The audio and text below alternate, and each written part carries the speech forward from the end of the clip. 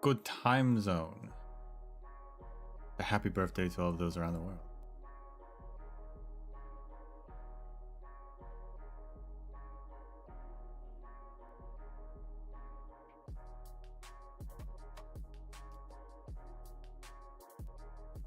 Day 2 of Delicious on Terra.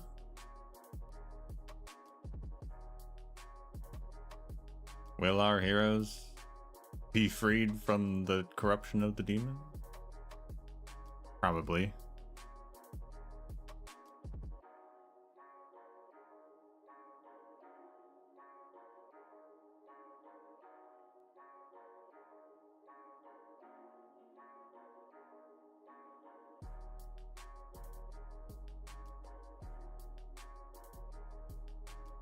Will the game not crash when I try to load it the first time? Hopefully.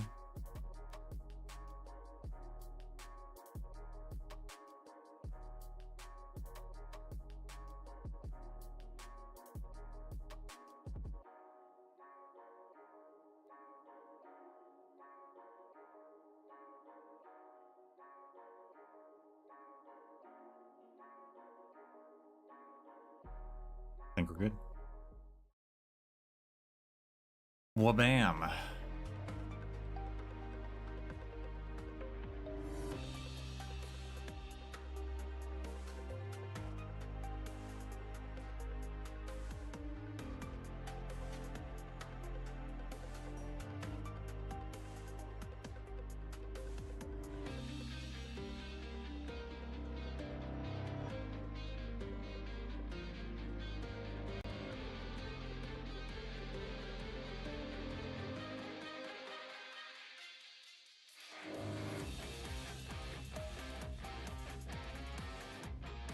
Have you been doing well lately, Doctor?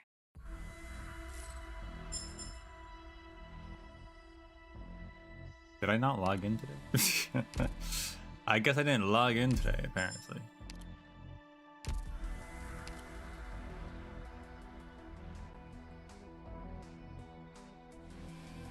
How peculiar.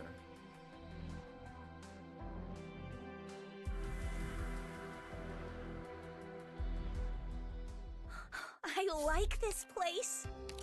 I gotta fix my base. They're all unconscious. 少し休んだらいいよ。君はもう十分頑張ってるからね。雑誌の最新号をいつでも買えるなら住むところなんてどうだって。What kind of place is this? Huh? Is this place like And a then disco we rave? will, so point of order, while I do this, I did get unlock rather the Hoduers module. Looks like there's a lot of good hiding places here in this room. If only we had a surfboard here. We'll purchase that in a second.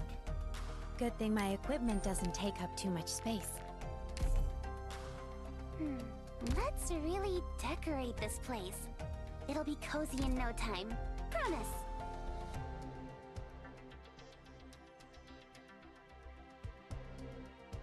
Have you been doing well lately, Doctor?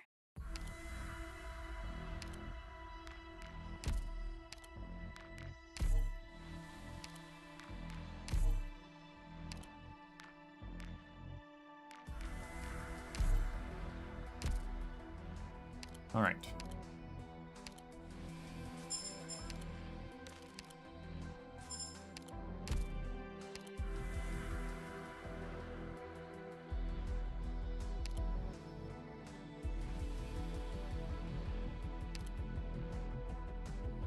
A new life. So yeah, he gets healing effectiveness and a better sanctuary and physical damage resistance or whatever. So like much tankier. Pretty good.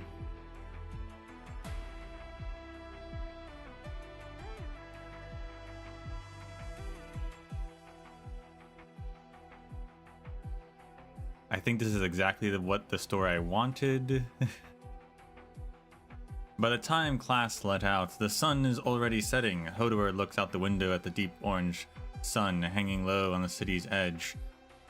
Its gentle light flitters through gaps in the clouds, illuminating the Babel flag fluttering mirrored the flag of the military commission opposite it.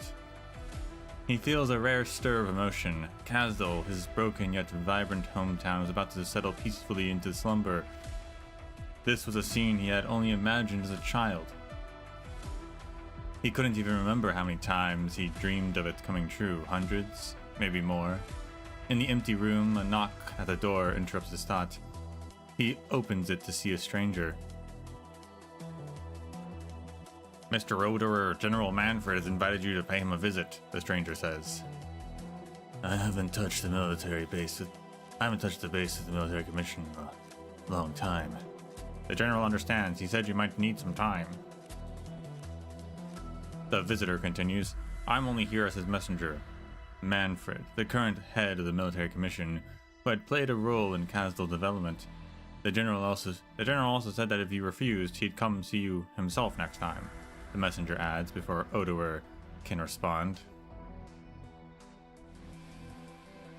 Manfred, he thinks, lowering his head. The street lights are starting to come on. He sees both the messenger and his own shadow begin to blur. Please go back, he says to the visitor. I'll find time to visit the general, but not today.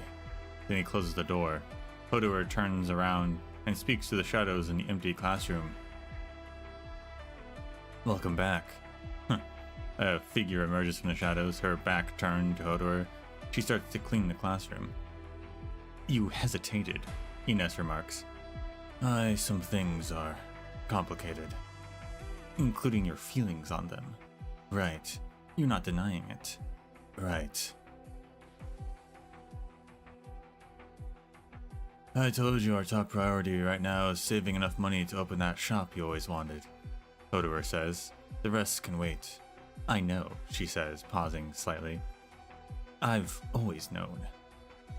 Then they leave together in silence, walking down the street. They look up for the twin gray-blue moons lighting the sky, casting a glow over Kazdal's old district, where ruined buildings stand resilient in the night. Rows of rusted iron-roofed houses stretch endlessly, and the red-brown fields reflecting the flickering light from the blazing furnaces. Crumbling roads twist through the hills and valleys, carrying the city's lifeblood, an unceasing flow of people to their destinations. Cute, cute, cute.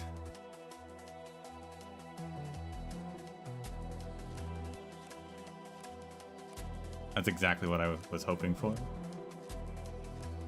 And exactly what we got.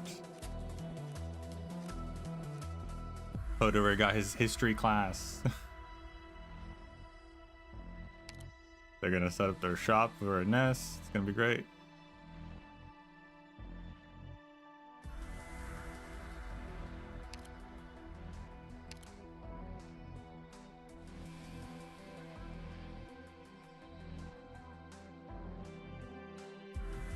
Do not have enough crystalline electronic units. I'll have to build that. I'll do that later.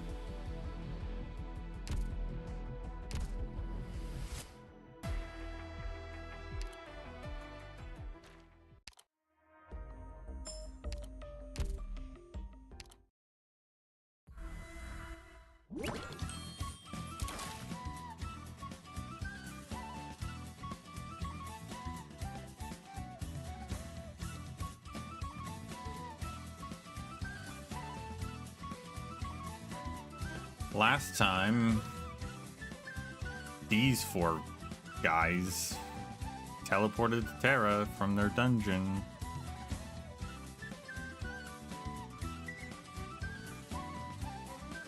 Ended up on Big Bob's farm and ate his slugs.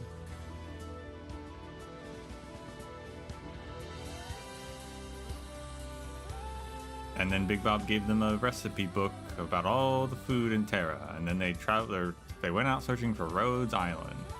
And they ended up in Akahuala. And Marcel got high.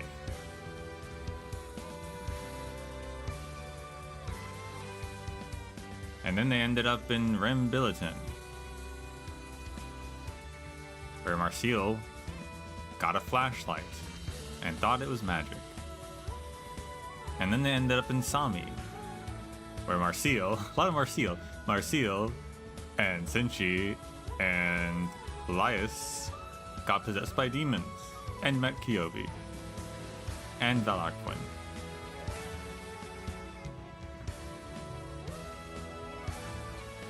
And that's what happened.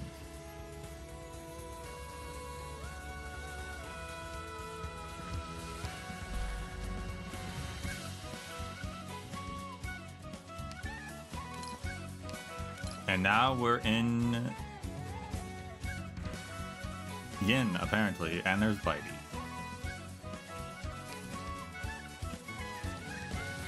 They're not going to eat the Bites, are they? Those are painting illusions made of ink.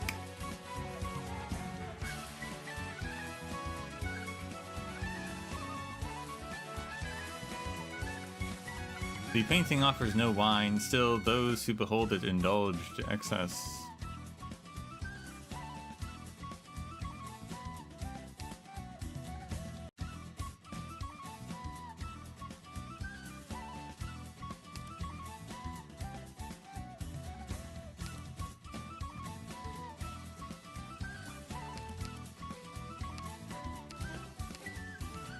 If conflict is unavoidable, a swift end is a form of mercy. I forget who was here before, but it doesn't matter. Oh yeah, it was Swire. Actually, it does matter, because Swire. Really? Not making me captain.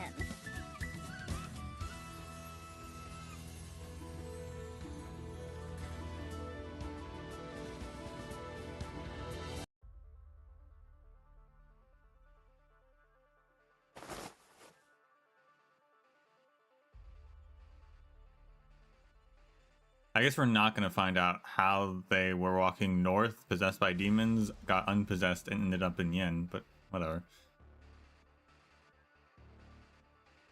5, 4, 3, 2, 1. There's the bell, let's go. Ugh. Marcial, on your left. Up. Laios, front right. Uppa! Senshi behind you, left forward. Ooh-ha! Front, back, front, right, left, left, right. Yeah. Front, back, left, front, right, left, back. Yeah.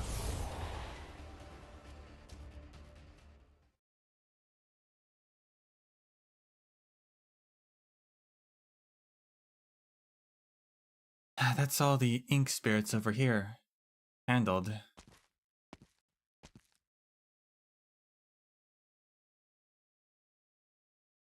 Never thought we'd see Dawn again.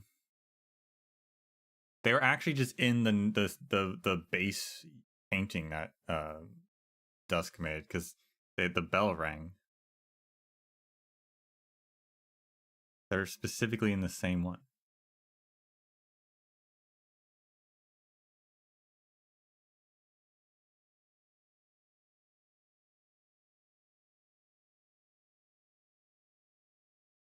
Much appreciated.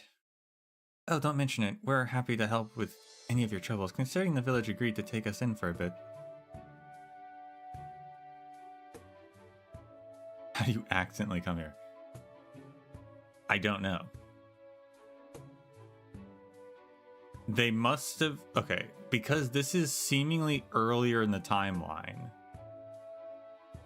and because they're in this painting specifically, this is before Dusk got picked up by Rhodes Island, and she's still living in the mountain as a hermit inside this painting, pretty much. So they were wandering through Yen and must have passed by, and she must have sucked them into the painting, as she did with Saga. and Lava and Cruz and Mr. Nothing. So They were presumed these guys were there in the painting actually before even Saga was there. Which is crazy.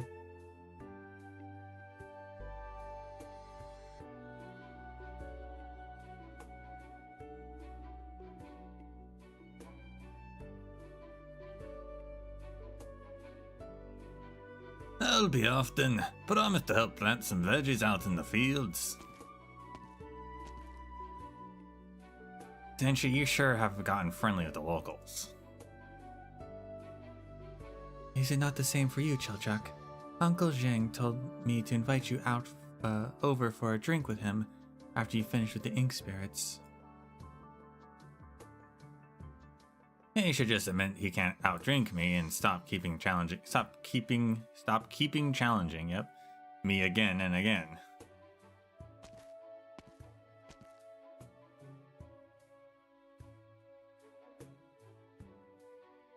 May I come over for some tea today, Don? Certainly, I'm available if you are. It's your turn to tell tales of your adventures. I'm quite looking forward to them. Though, I do recall when you first arrived, you mentioned that you had to save Laius' sister. Are you sure you're alright with staying here?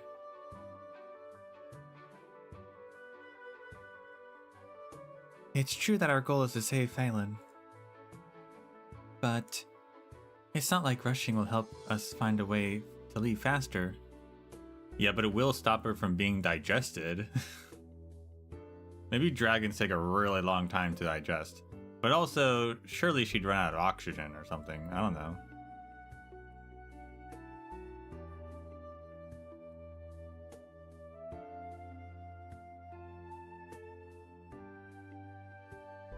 And I have to admit, life is good here. We'll talk it over when the time comes, right, Laius? Sorry, what did you say? I can't believe you weren't listening to me again. Aha, your passion for ink spirits is well known across the village right now, Laius. I mean, these ink spirit slimes are just so interesting. They have fixed forms with distinct heads, bodies, and limbs. Instead of enveloping their prey's heads, they attack like other beasts. They even vocalize. But the strangest part is how, unlike other monsters, they don't leave behind any kind of corpse. Just some black water. Like ink.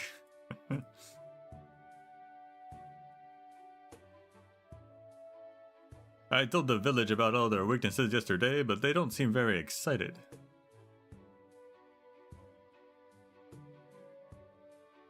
That's because you're the only person who cares about that sort of stuff. Is that so? But even Chilchuks learn to exploit those weaknesses. The villagers can't seem to grasp them at all. Every time I see them facing ink spirits, it's like they have no idea what they're doing. Grr. I'm starting to suspect they can even understand us. It's odd, since she said that they're not like slimes at all. Slimes have distinct organs, after all. Alright, I get it.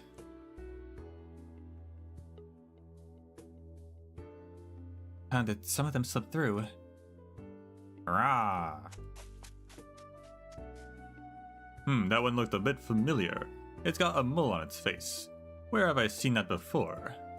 I'm pretty sure I killed the exact same one a few days ago. Why did it show up again? What's going on here? Wait, could it have come back from the dead? I'm gonna go take a better look. Remember to be back before dinner. He's not listening, as usual. Sorry, he's like that. Oh, it's fine. Anyway, you still remember how long it's been since you arrived in Oshun village? Of course, How long has it been since we arrived?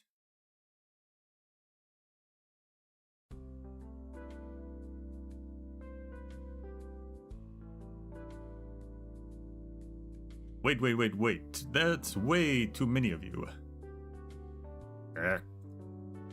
We might not have been here long, but we've been killing plenty of ink spirits every day. Who would have thought there'd still be this many left? There are so many of them here,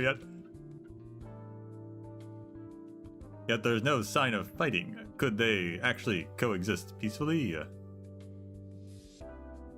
I don't see any of their young, though. Now that I think about it, I can't tell their genders either. They're all adults, too. No young or old, no matter how you look at it, it's no ordinary monster cluster. Wait. Where'd that familiar-looking one go? Crap, that one spotted me. I've got to think of a way to stop it from calling over more. Can't have them all on my own.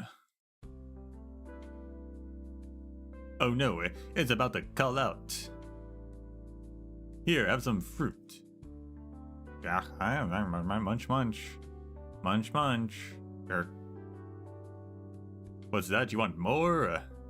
Kirk. As long as you don't start shouting. Here, I was saving them as a snack, but look, just eat quietly and come over when you're done. Then we can go around the back of this wall and...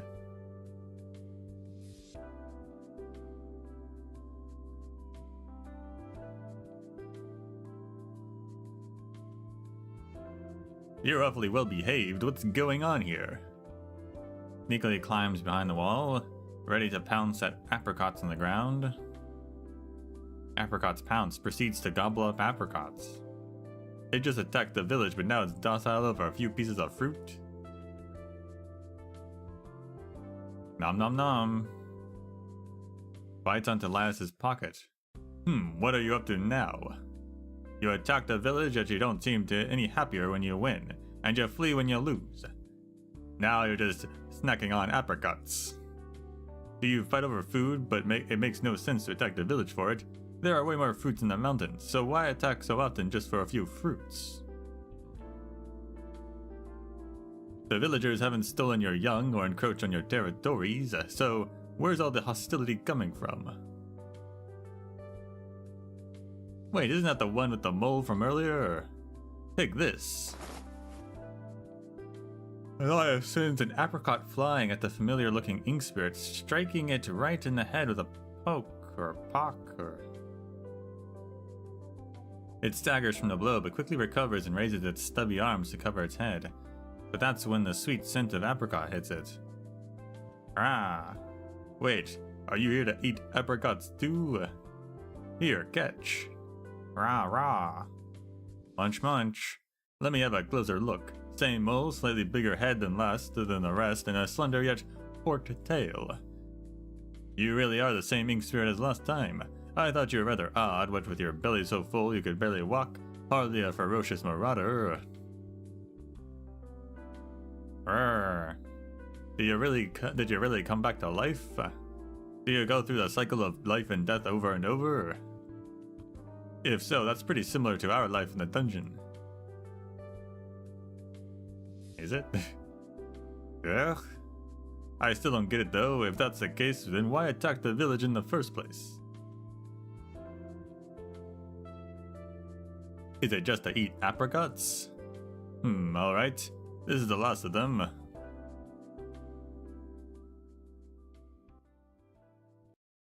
And it's just that easy to tame them. Well, I mean, they are just Dusk's ink spirits.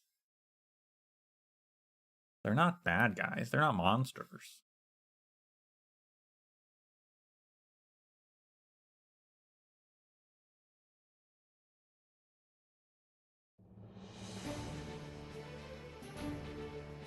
Let's try to take up as little of our holiday time as possible. A new one, Inky Brew. Non-leader enemies passing by this enemy gain a bonus to attack speed and movement speed, and take less damage.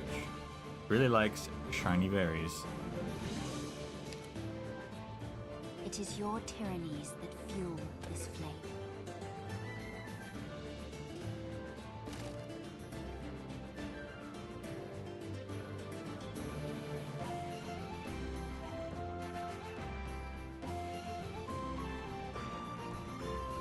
I guess we should like take up the berry stuff.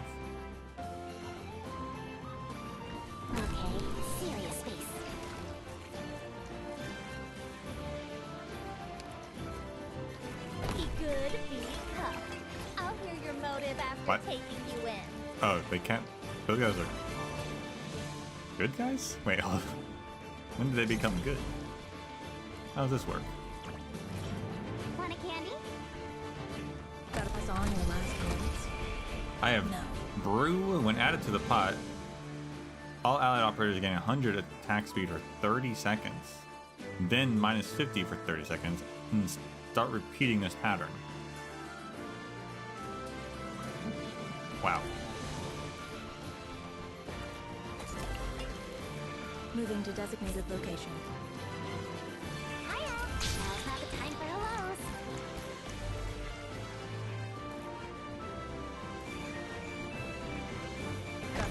If they eat the shiny berries, do they become Moving to docile? Is designated that how that's... location. Need speed to succeed.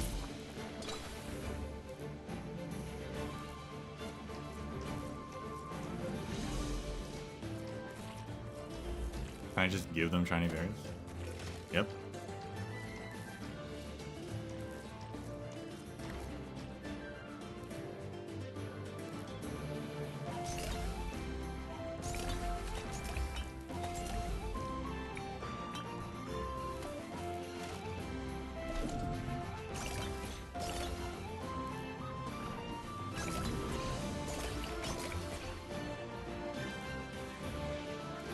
I haven't taken orders in a long time. Feels kind of weird. I pass on your last words. No. Need speed to succeed. Eat the berries.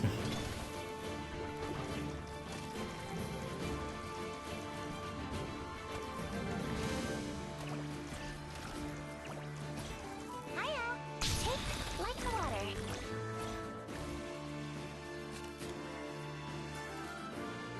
Others will keep you quiet.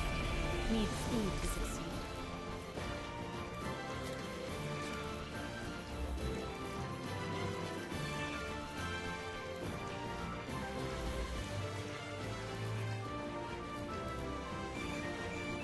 Nothing so now. Need speed to succeed. Need speed to succeed.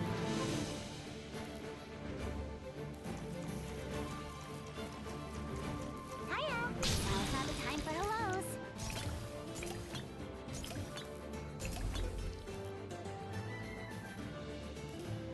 I supply.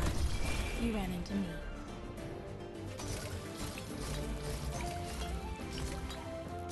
Need speed to succeed.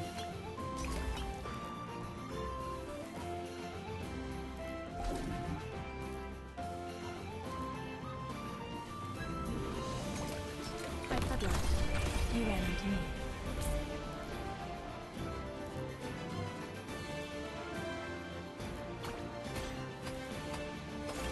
Mission accomplished.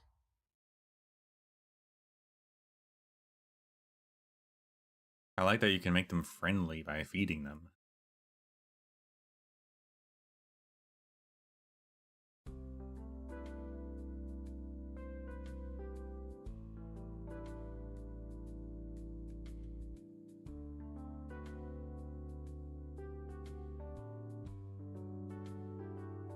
So I followed Phelan into the cave, which is where I found out her secret way of nurturing spirits.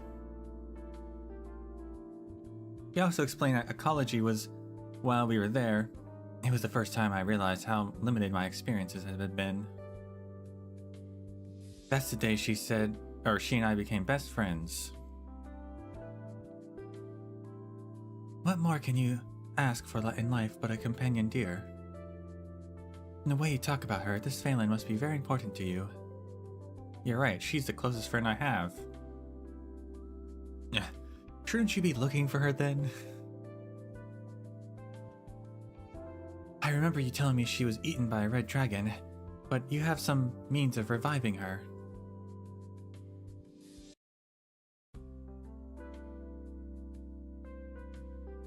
Red dragon. Red.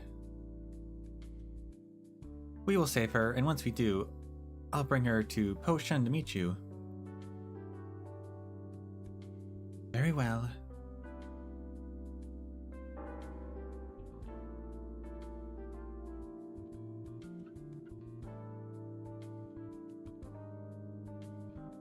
Were they this aloof about saving Phelan in the show?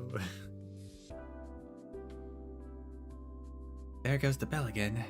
It's rather frequent for one day.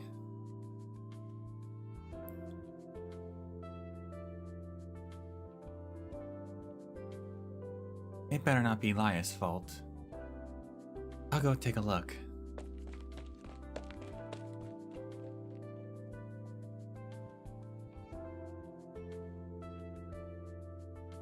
This is about all I can do.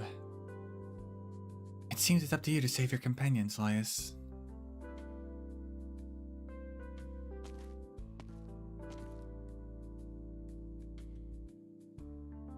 What's the matter, Marcial?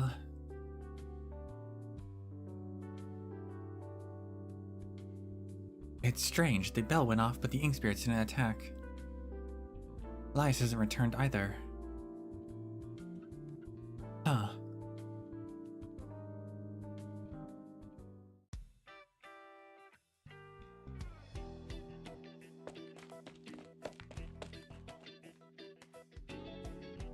Haha, if you like apricots, then go get 'em.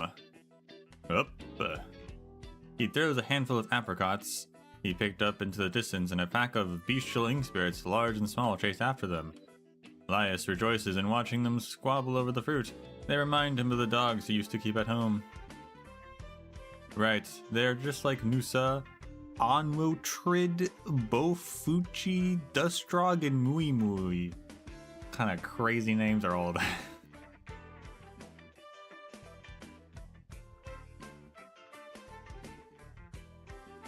Ah. No need to rush, plenty more to go around.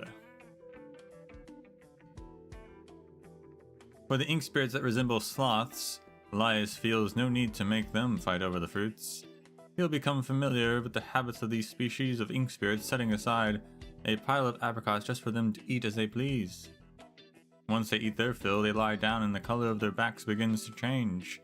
As he watches them try to stuff their mouths despite their protruding plump bellies, he wonders how anyone couldn't be fond of these little fellows. Ah. No need to worry, did you think I forgot about you guys? The tortoise-like ink spirits might be the species Elias is most interested in. At first he thought they were giant rocks, at least until his butt made contact with its shell. Their temperament is exactly the same as a tortoise. The most interesting thing about them is that once their appetites are sated, spring water begins to flow out the false mountains on their backs. Thunder rumbles in the distance.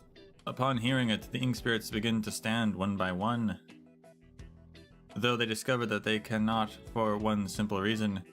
They've stuffed themselves silly.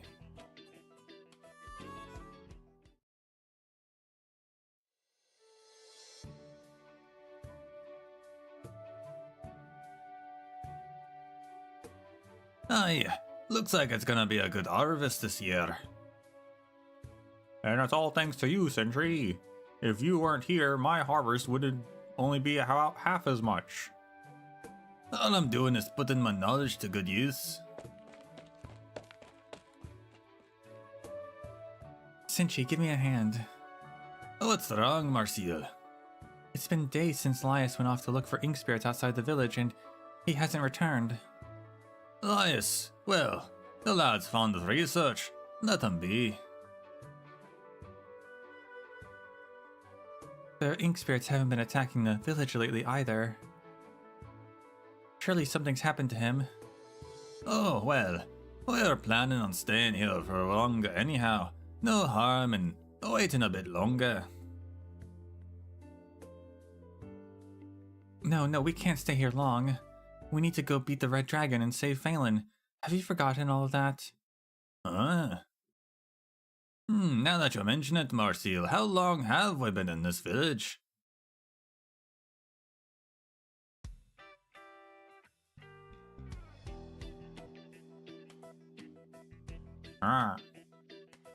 Hungry again? My oh my, you greedy little fellows, aren't you? No need to worry, plenty for everyone today too. Though we're gonna do something a bit different this time around. Burger. Oh. Oh. See the peak of that hill over there? I put lots of your favorite fruit there. If you want to eat, you'll have to fight for it. If it's one of the laws of nature, that's messed up, dude.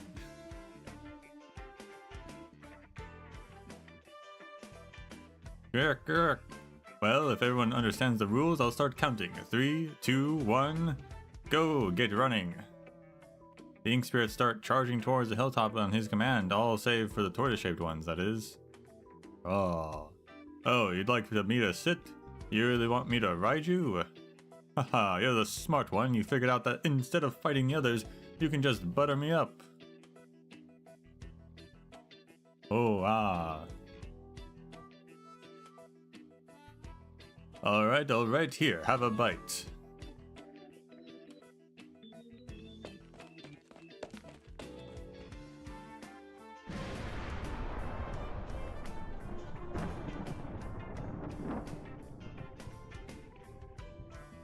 A mist amounts, days pass like the wind. By now, Laius has figured out it's the thunder that triggers the ink spirits to attack the village. But external stimulus like that won't change their inherent habits. Laius knows this too well. So why not lure them as far away from the village as possible with fruits? That way, if they attack again, they'll have to run all the way from the top of the hill rather than halfway down.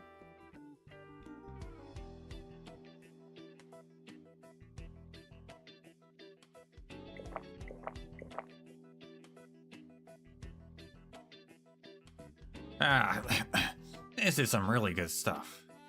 What do you say? Enough? No way. Another cup then. Chill, Chuck. What are you doing here, Marcel?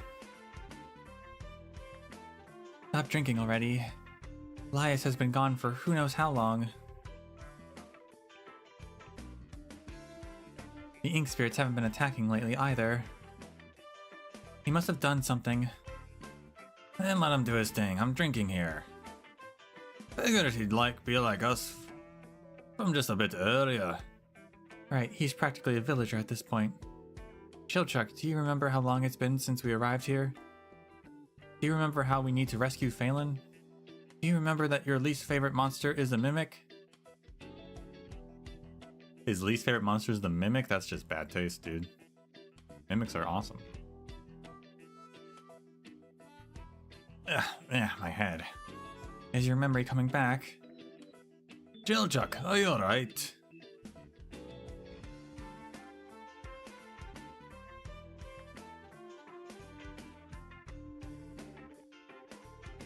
Good. So what's your names? My gosh, he learned how to speak. Wow. Laius. I see. Your names are Bitey, Angry, and Lazy. I'm Laius. Wow. Oh. Of course we're friends. Secluded in the mountains, Laius loses track of time. He no longer cares if the thunder booms or not. He's now good friends with the ink spirits. They eat together and live together. Every day they pluck fresh fruits and frolic about in the hillside forest. He even understands their speech.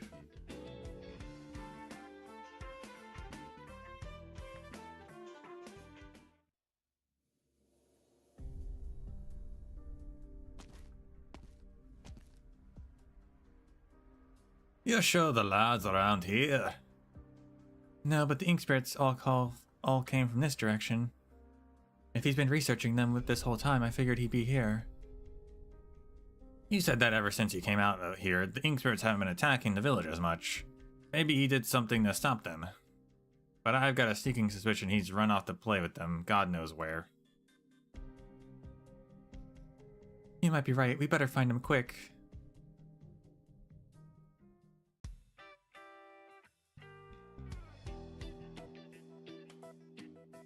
You. The longer Laius lives with them, the more he has come to understand these ink monsters.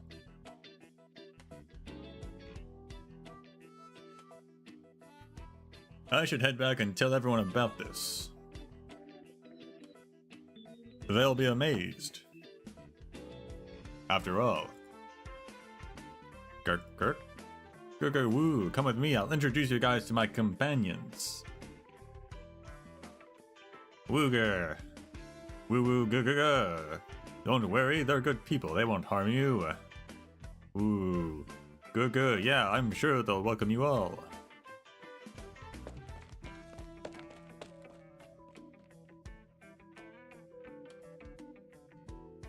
Laius, we're here to help you. The three rescuers see a most bizarre scene. Laius, the one they've been worried about and eagerly searching for, is crawling around on all fours like a wild animal talking to ink spirits in an incomprehensible language. It was at that moment that they felt something shatter in their hearts. Woo, gaga! Oh, you guys came just at the right time. What? Oh, sorry, I've been using their language for so long I nearly forgot how to speak to humans. Sorry to have bothered you, we'll be on our way. Hey, don't go, I've got some real important discoveries to tell you. No need. We'll find our own way out and let you live out your dream here. I was just gonna say I learned something about how to leave. You learned what now? Just watch. Hey guys, it's lunchtime. Yeah, happily scramble to each and every pile of fruit. Did you tame them all with this fruit? Rah. They're changing colors. That's one of its traits. Bitey changes colors when it's full. It's called Bitey? And that one that looks like a small dog is angry and the tortoise-shaped one is lazy. Did you name them? No, they told me. Blur. That one's eating so much it puked and the vomit's so colorful it's kinda sickening. Wait, that smell, is that alcohol?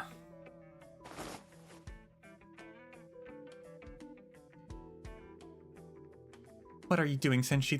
That's ink spirit puke. Smells like fruit wine. A good ferment, if my nose is right. Tastes pretty good too. Don't just eat random things. Calm down, Marcia, listen.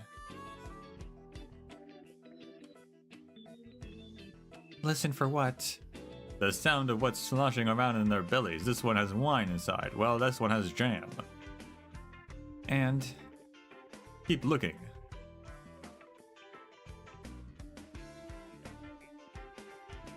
Aye, that one's got gushing springs on its back after eating all that fruit.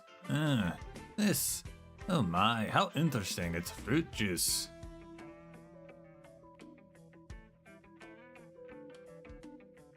This is wild lore to introduce.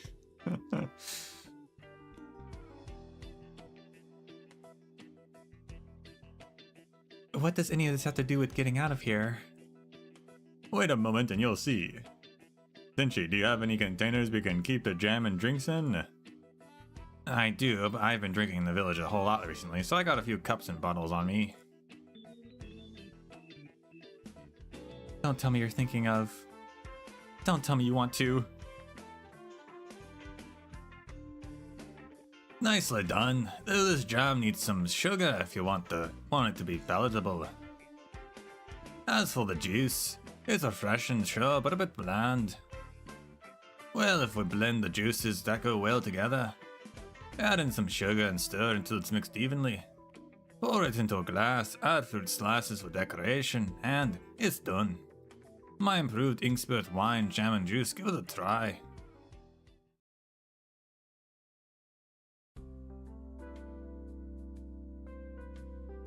Oh, the little bitey's and guy and angry is cute though. Ink spirit jam, wine and juice platter.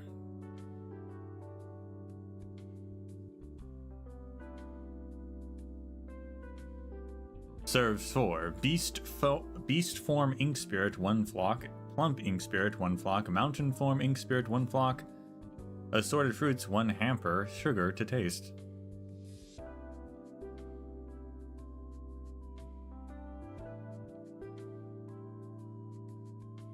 Oh, this fruit wine really does have new flavors to it.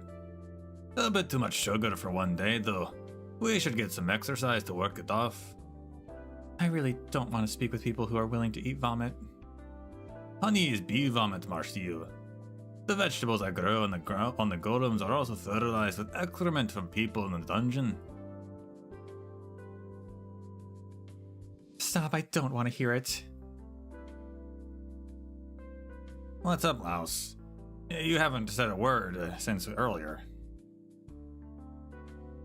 I'll tell you all my plans now. When I was chasing that ink spirit with the mole, I was surprised to discover that they'd happily slack off from attacking the village if it meant they got to eat fruit instead. Which means monsters do attack humans, and sometimes that is due to their aggressive nature. But most of the time, there's a specific reason, like their habitat getting encroached upon or something happened that enraged them. But there's no reason why they attacked the village. At first I thought it was out of hunger, but these guys are far too docile and meek when they eat to back it up. Huh? Yeah, that one's even dripping it with spit. And then there's the villagers. They're incredibly strange how they have absolutely no understanding of ink spirit behavior. We've only just arrived, and I've already found out you can tame them with fruit, but the villagers have been clashed with them several times. They should have learned a thing or two about handling them, even if they didn't want to. But they haven't. It's like they have no need for it. Maybe they tried but didn't learn the proper way? That'd be even stranger. If they tried and failed, wouldn't it make more sense to just leave this dangerous place? Obviously they chose to stay, so wouldn't they want to keep trying to fend them off? They won't leave, and they won't find a way to fend them off, so how are they still living here? And haven't you guys ever wondered why we couldn't find an ink spirit nest? That's more, they come back to life endlessly. It's as if this whole place is fake.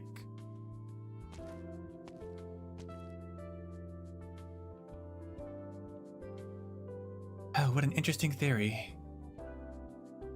Don, when did you... Please do go on. Where we came from, legends of a lunatic magician who used tremendous magical power to create a dungeon. All sorts of monsters live within it. But their existence isn't isolated, they're interconnected. They prey on, exploit, and sometimes form symbiosis with one another. They're all part of one ecosystem. No matter what kind of man this lunatic magician is, I can tell just how amazing a feat that was. As for this place, someone who could create such a vivid, lifelike world must be amazing as well.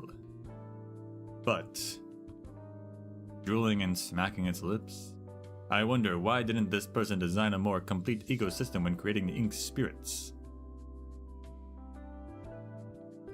Where do they build their nests? How do they reproduce? How do different variations communicate with one another? And what's their relationship to the people who live here?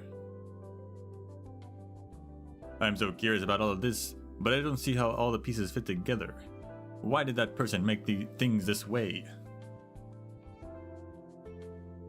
And there's one more thing I noticed. They hid away a basket of hawthorn berries, but never once ate it from it. Hawthorn? Hawthorn, is it... Never noticed. Sorry, what was that? Nothing, just thinking out loud is all. But I see now. The connection between all things which you deem important serves as a mutual affirmation of one another. I am your mirror and you are mine. This is the truth as you understand it. Marcille, how come I don't understand a word of what those two are saying? I'd love to agree with you, but I think I understand them a little bit. Burst out in laughter. Interesting, very interesting. You're right, but all things adhere to logic. As with all the other myriad forms of life within a painting, so too must ink spirits have a place to come from and a place to go. I suppose rootless weeds such as them would be flaws in reality. There have been a few who were able to discern that they were in no more than a painting, but it's been quite a while since someone explained their reasoning with such conviction. Perhaps this can be seen as another way of saying the mountains are but mountains, and the water is yet water. After saying that, for some unknown reason, she turns and looks up at the sky. He has seen the truth beyond the veil of wonder now.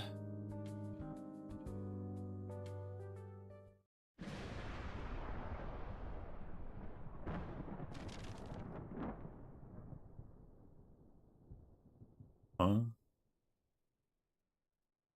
What's happened to this painting? I painted a perfectly good landscape on this. Why is it all like this now? The ugly ink blots, the water stain, the blotches of red and purple. Did someone sneak into my room? Could it have been... No, this time it isn't the work of my lovely sister. How interesting. Perhaps there is an unruly spirit roaming the wilds with a penchant for artistry.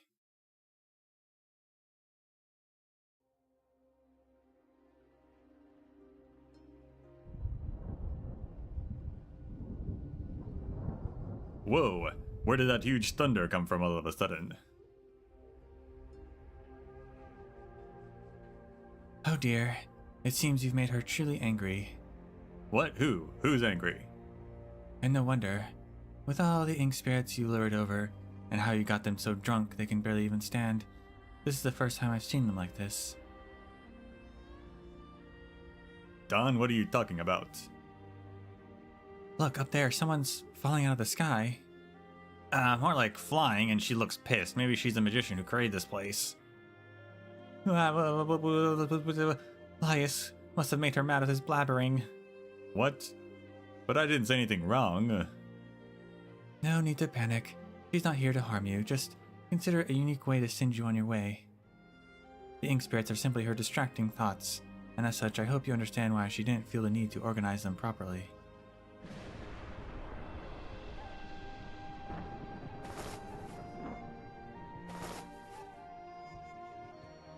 Hey, be gentle with them. They've just eaten. You can't lift them upside down like that. Black Blair. Quick, take this bottle and fill it up with that jam.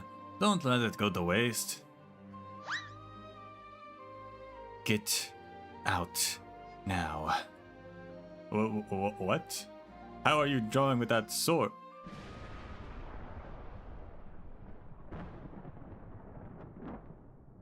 Lord. Ow, my butt. Yeah.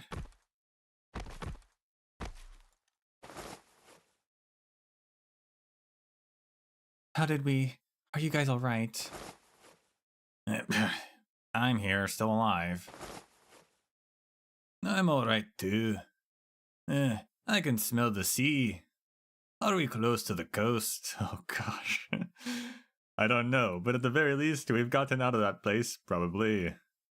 No, wait. I don't even have time to say goodbye to them.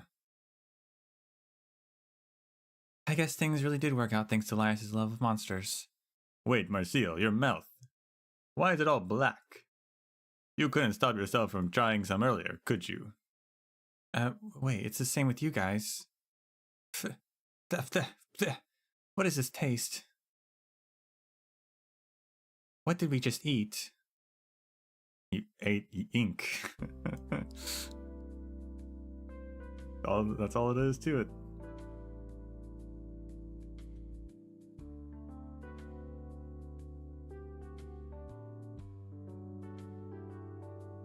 Looks like this painting's got to go.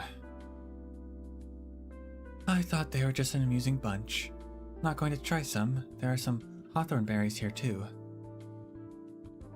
Not even a bite. Absolutely not. Over already? Your victory doesn't need to be embellished by my music. I'd much rather perform for you a piece inspired by that cloud passing overhead. Speaking of dusk, I feel like Hypergriff should update her class to the new caster class that Eblana has, because it's pretty much like that. She's pretty much the same thing, but just worse, I guess, or like a prototype of that class.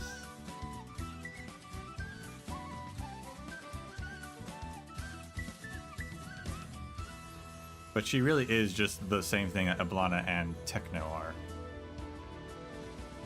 It wouldn't be the first time they've updated classes technically, but it would be the most significant change because they would have to like it would change her mechanics a lot, but it would be more fitting for what she already does, which is summon things when she attacks, which is what Ablana and Techno do anyway. So I noticed that when I saw like the skill previews for Ablana and stuff, I was like, wait a second, this is really just what Dusk does, but Dusk isn't the right class for it. It would probably make Dusk more interesting and better.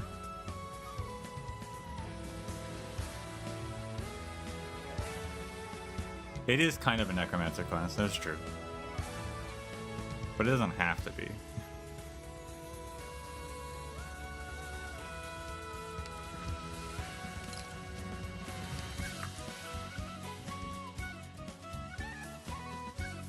Not this, Tipsy. Big and really tame tusk beast. The lady said its name was Tipsy, I think. It gives off this weird good smell. Sniffing it makes you feel all spinny. Not this, Bitey. Big and sort of hungry looking tusk beast. Is it gonna steal my honey biscuits? I gotta hide them somewhere safe. Not this, Fury. Big and imposing tusk beast. Really bad temper. Maybe I'll feed it. It'll feel better if I give it a honey biscuit.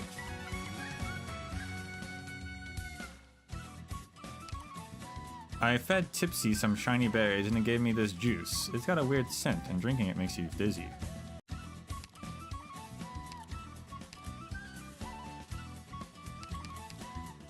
A carefree ink spirit named by the painter herself. An inebriating aroma wafts from it, perhaps due to wine mixed into the ink. A joke from an old friend with a fondness for drink.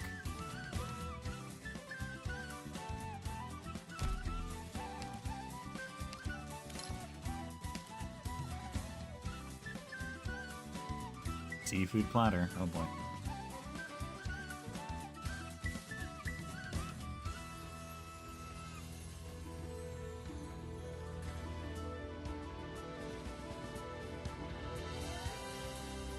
Well, if they got free from Demon Corruption, they'll be fine.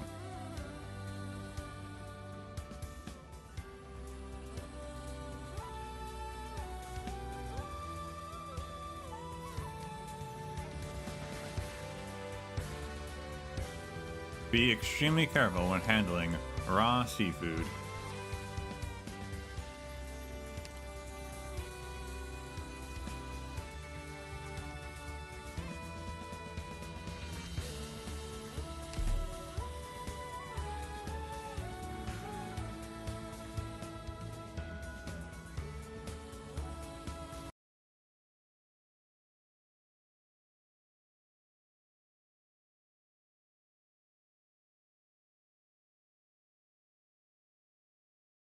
In their swift fall downwards, the hunters look just like shooting stars, a sight that those who live in the deep seas rarely have the opportunity to witness.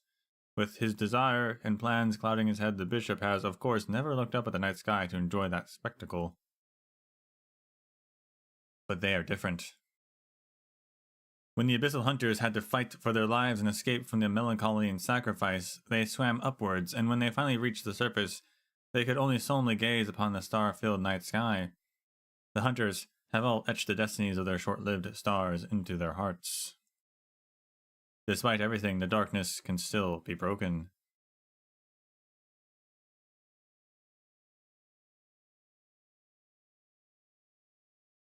Did not expect Scotty to be...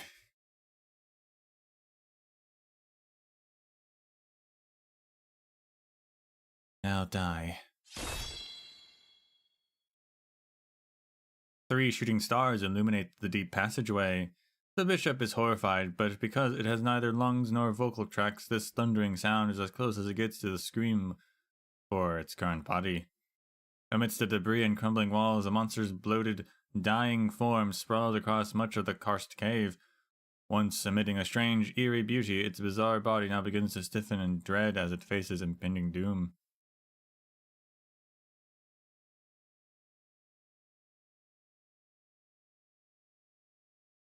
The bishop is dead, and he will be forgotten completely.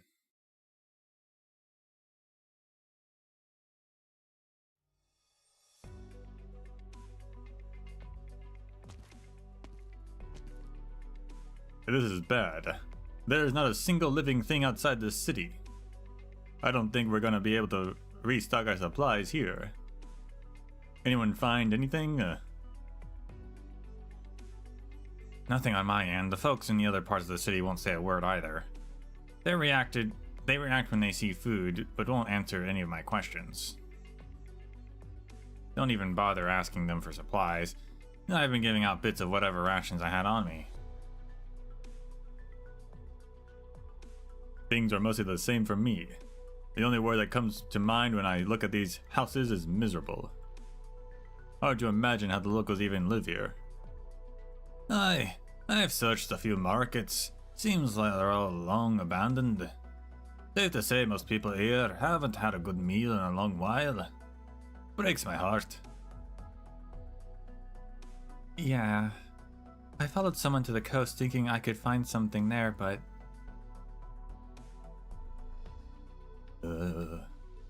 He's just like the others, wandering aimlessly on the beach and sometimes digging through sand as if there's food buried beneath.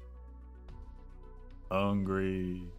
Fins, shells can eat. Eat, eat. Sinchi lays down his axe and nimbly makes his way in front of the pair, opening the bundles they are carrying. Within are piles of fin beasts and shells scavenged from the beach, but from the foul odor they emit, it's clear they've begun to rot. And the two don't seem to care at all. They begin to stuff the putrefying food into their mouths, overcome by some primal fears of Senshi stealing their meal. Oh, that's just sad. Since there's nothing there here that's of help, we should get out of here quick. This place really has a strange atmosphere, doesn't it? And the people aren't particularly friendly either. This is just my guess. The locals here haven't had a proper meal for so long time. This led to them gradually growing numb to their surroundings. If we make them something good to eat, maybe it'll bring back their senses, even just a bit. Seriously? It's true. It's normal that you don't know this, but starvation and stress will slowly make you lose yourself. Sounds like you're talking from experience. If possible, I was hoping we could at least fill their bellies with a proper meal. I don't mind the idea, but we need to find food for ourselves first. If not, we won't be very far, right, Joe-Chuck? Or get very far. Yeah, I suppose. But let's make one thing clear. The reason we lost our supplies in the first place is because you all went crazy and wandered off and saw me, so don't expect me to do everything this time, too. Oh, okay. They lost their supplies because they wandered off and saw me, but then somehow ended up in Dusk's painting. I don't know how that happened.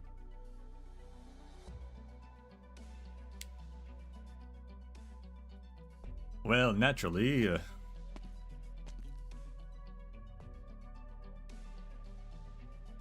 wandering travelers, do you seek sustenance? Wait, you can understand us? Yes. Great, Wait, Marcial, don't you find it strange that he can when everyone else can't? It's natural for you to be wary, but fear not, I have come to offer you guidance. Who the hell are you? I'm an itinerant priest, bringing the teachings of the sea to the masses. What of you? You do not seem like Iberians. What brings you to Salviento? We're looking to resupply for our journey. I presume you've not made much progress on that. No matter, since we are here, we will not see you starve. We? Yes, we are the church, taking care of this city.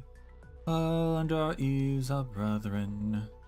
Though you may be outsiders, if you are willing to follow our guidance, you too may join us. We would not allow our own to go hungry. Sounds pretty shady. If we go with him and find food, won't this mean the townspeople can have a decent meal as well?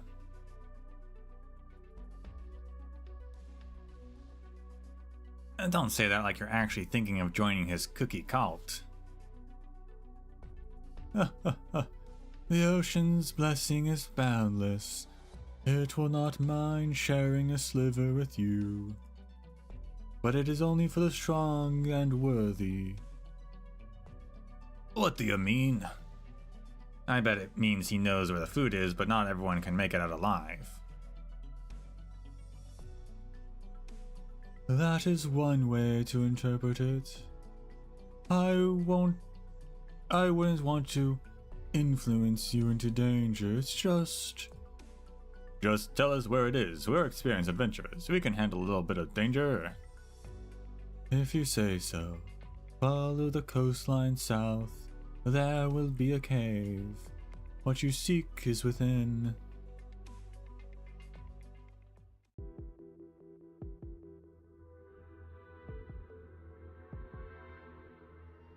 There's something fishy about that guy, Elias.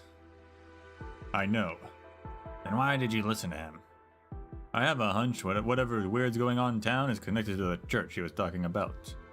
If we follow this guidance, it should lead us to something.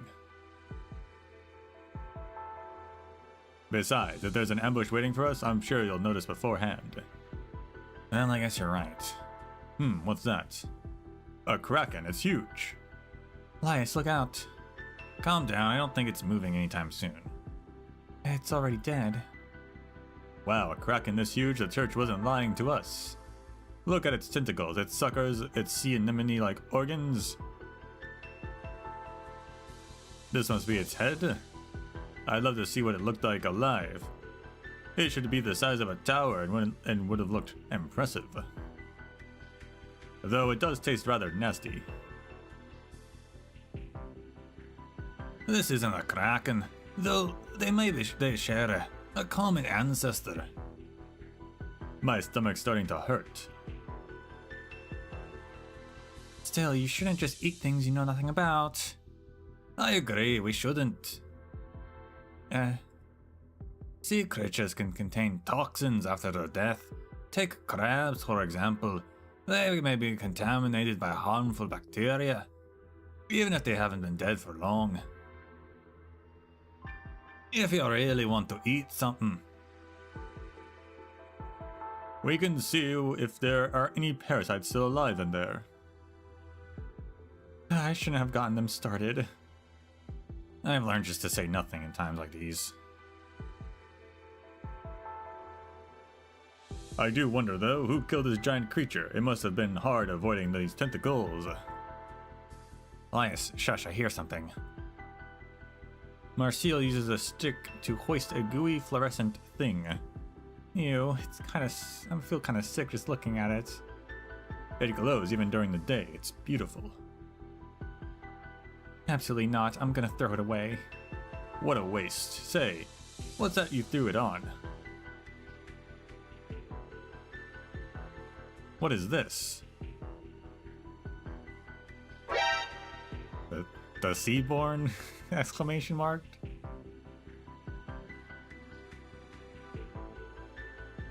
Ah. Is something wrong? Elias, watch your step. Oh, seagrass. Careful, lad. I don't think it's a good idea to step on it. Now that you mention it, I do feel a bit numb all over. Avoid the seagrass as best you can, guys. You say that, but there aren't many other places we can stand. It looks like all the plants in this cave were actually monsters, huh? There's no doubt about it, we're in the Kraken's lair.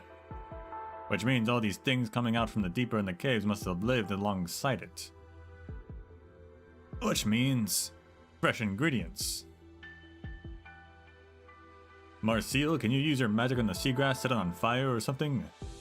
Are you crazy? If we make a fire, wouldn't that be like shouting, "Hey, over here," to all the monsters? Yeah, which is exactly why we're doing it. The seagrass is spreading out from the depths of the cave. If we chase them off, we'd be at a disadvantage. Or chase them in, we'd be at a disadvantage. Better use a fire and let them come to us.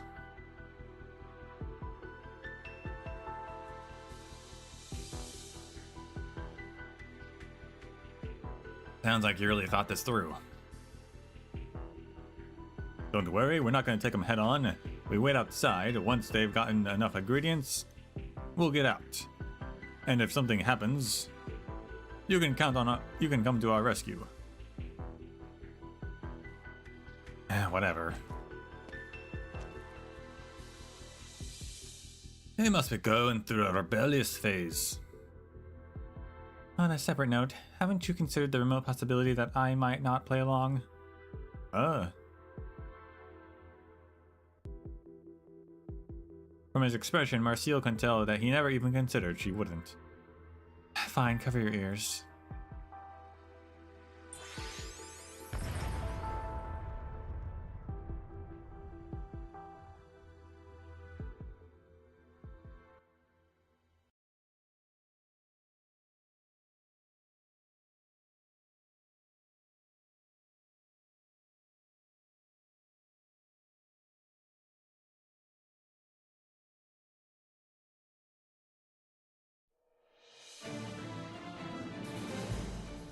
Never mind the use of force.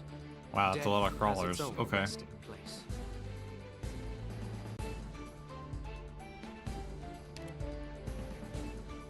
Open the treasure chest to obtain treasure.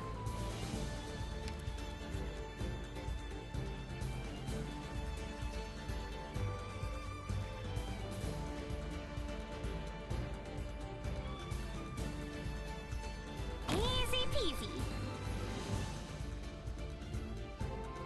I don't Oh, you really just stand want next to my it, you don't holiday fight, mood huh? ruined, so hurry up and stop resisting arrest.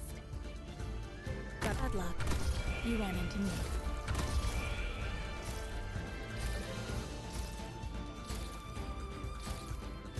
Good to know.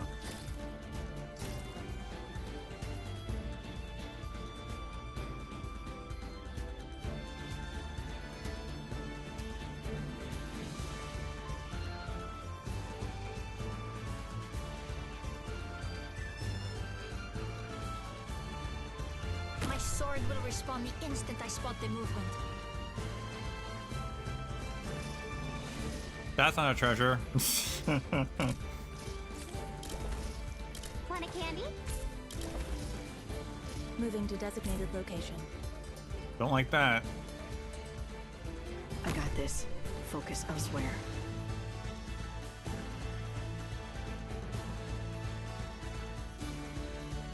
Concentrate.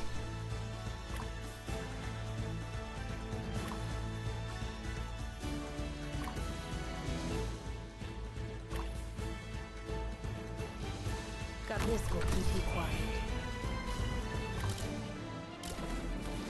Don't step into the shadows. My heart will be the judge. Deploying.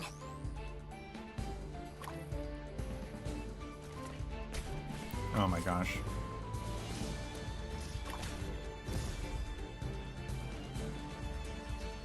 The moment you break the law, What is this? your back's against the wall. Chest limb. When added to a pot after serving, all allied operators gain attack 80% and recover nervous 80 points of nervous impairment. That's really nice.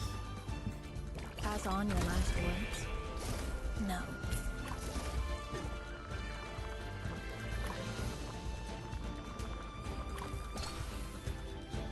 Moving to designated location. Missed the mimics. Mimics are actually, like, in general, the concept of mimics I really like. Just in, like, fantasy and fiction.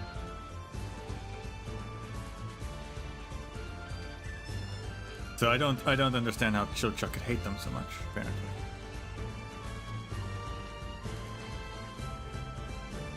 Got this will keep you quiet. Need speed to succeed. Follow your orders. Fine.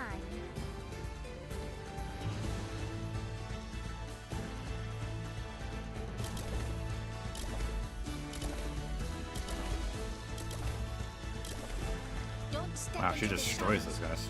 The attack buff.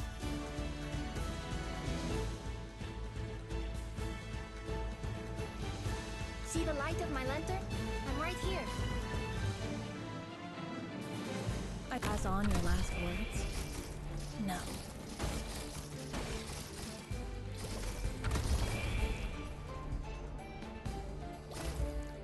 Mission accomplished.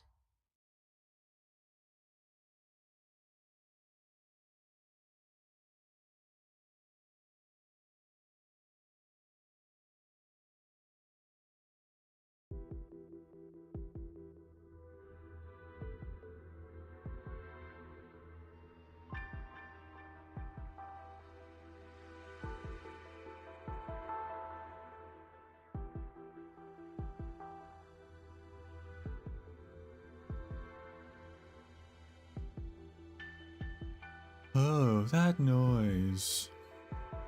I presume they would have exercised more caution. Who would have thought that they had such confidence?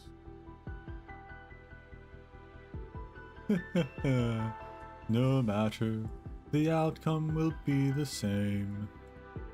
The church has need of men. Become one of us. Then we shall bring revelation to all Iberians.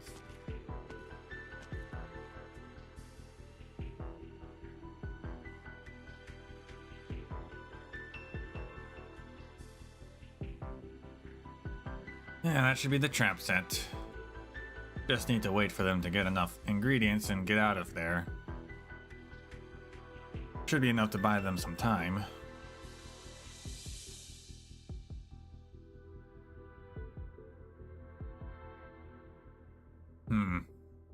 Elias, sometimes you really do think of everything. Ah. The mimic. What's that treasure chest doing here? Let me guess. In this world has mimics too. This one's barely even trying. It's a beach. There's nothing but sand here. Who does it think it's trying to fool?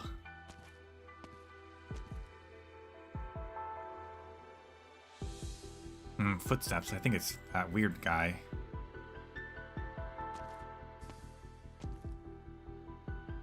Who will become our brethren? Or they will become our brethren soon. Soon. They will become something greater.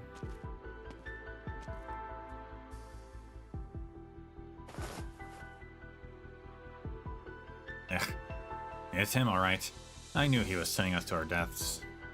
I've got an idea.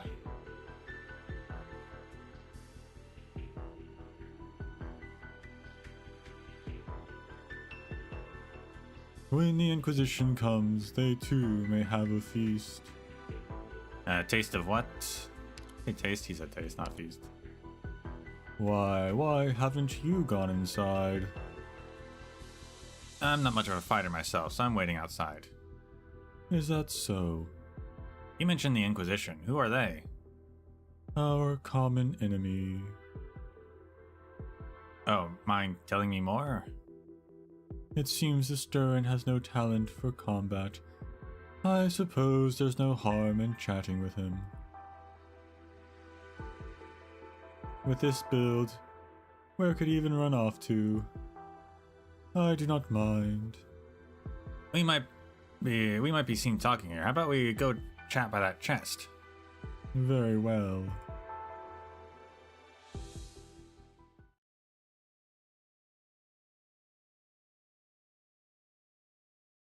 Let us begin with how the Inquisition has been fooling the people of Iberia.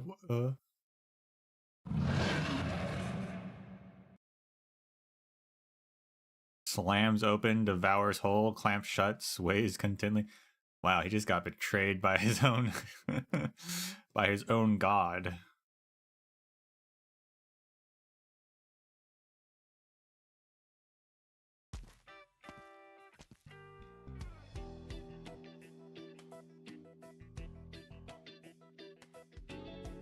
You might have called them your brethren, but you don't know the first thing about these monsters. When you're in a party like ours, they'll cost you dearly.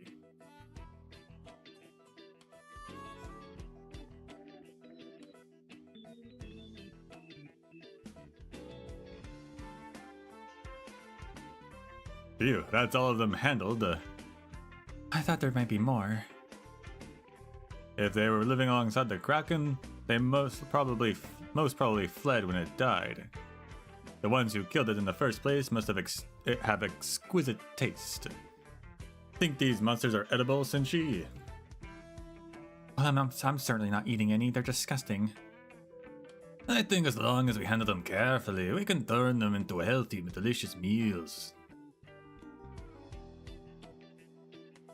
I mean, I guess, like, if you cook the Seaborn, if the Seaborn's dead and you cook it, then I suppose it's harmless, right?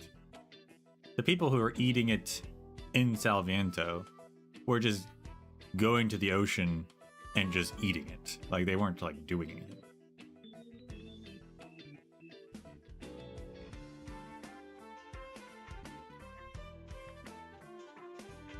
I don't know.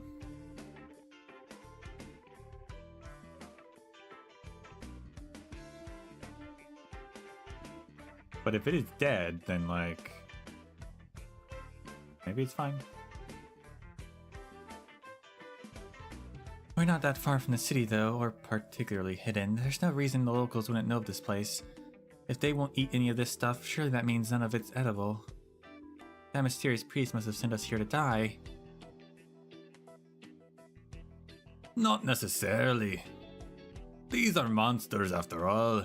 We didn't see any weapons in town, so maybe they can't hunt here. Not that they won't. Seafood's a good source of protein. If we can make a proper meal out of them, I'm sure it'll be filling. No. There's nothing wrong with it, the way I see it.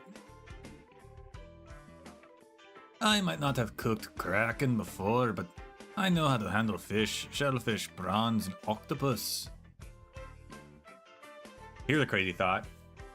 So the people, they're in Salviento right now. The people they saw earlier were eating dead fish that washed up on the coast, right?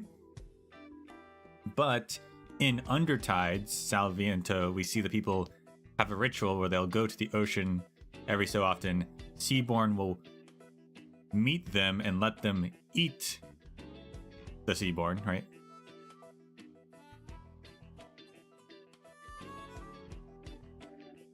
That doesn't seem to be happening right now since they're eating rotten fish.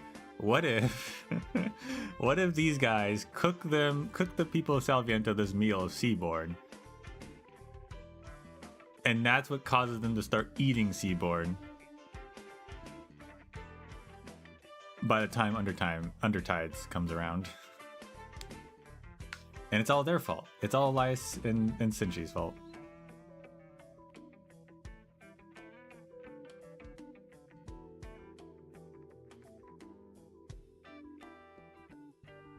I just remembered that we don't have anything else to eat anyway, other than whatever washes up on the beach. I know, okay? This one's got a transparent head full of some sort of sticky liquid. It's surrounding organs it surrounds the organs and this thing that looks like an egg yolk. Definitely can't eat the organs. Let's have a look at the egg yolk stuff and the liquid. Oh, hi there. Good time zone, Shaylon.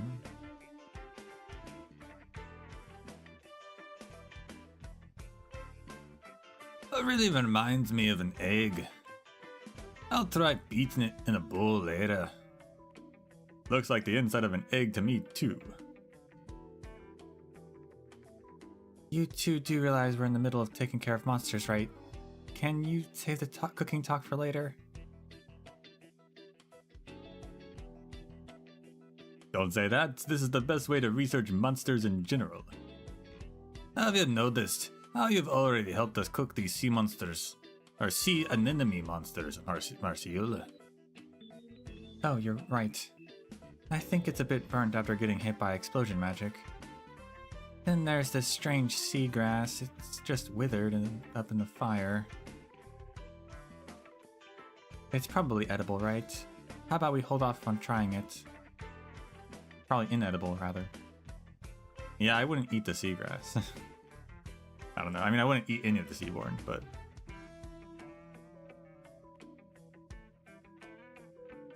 I think you kept the heat just right. Doesn't seem like there's anything more coming out from the deeper end. Guess they're afraid of us. I think we've gathered enough monster parts for a feast. Let's go.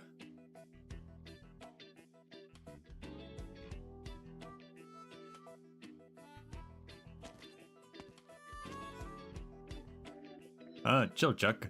Why is there a treasure chest next to you? And that man out cold over there, is that the priest?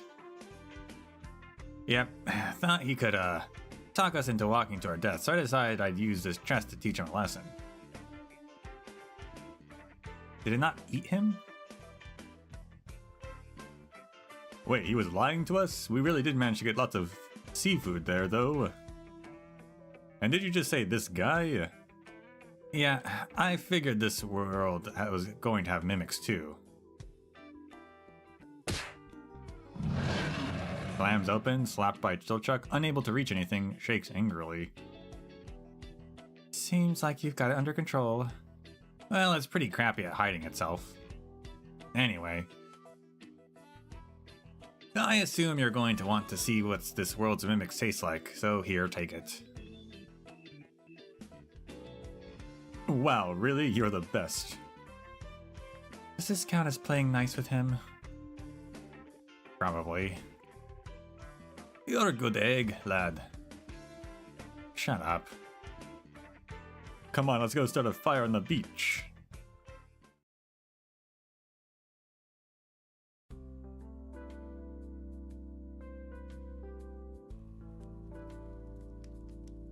Let's start by opening up this one that looks like a sea anemone. I was thinking earlier, it should be here, yep. Ah, there it is. Its head is on the bottom. And the flower organ on the top isn't its head.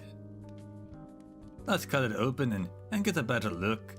The head structure is not like a starfish. Peel back its skin a bit. Oh, it really has eggs inside. They're on every petal, see? I think it's their breeding season now. Now I really don't feel like eating it. I know, I'm not gonna eat another sea creature raw. Like I said, you need to handle that stuff carefully. We're definitely gonna get a stomachache. But properly made normal ceviche and sashimi are delicious. Remember that for next time. I don't know what ceviche is, actually. Sounds familiar, but I don't really know what it is.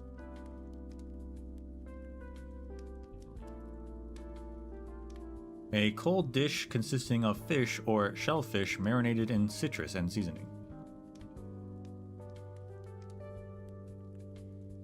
Oh wait, I do know what this is. Okay, yeah. I know what that is.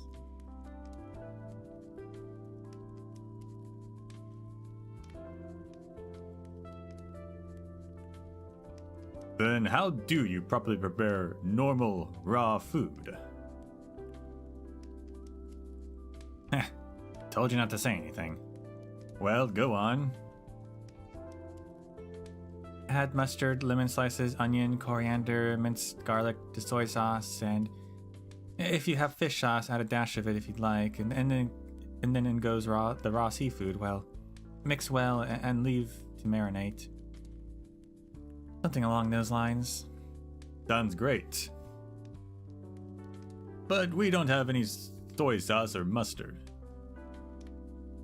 We do have this. I noticed a box of emergency sanity potions tucked away in a corner of the cave. What? It says here contains mustard extract. Might be some sort of seasoning. I think this is the first time the game has actually acknowledged sanity potions as a thing. Manufactured by Rhodes Island. A product of the place we're looking for. If this is here, we might be closer than we thought. Might as well use it to give the meat some flavor. That's fascinating. Why was it in the cave?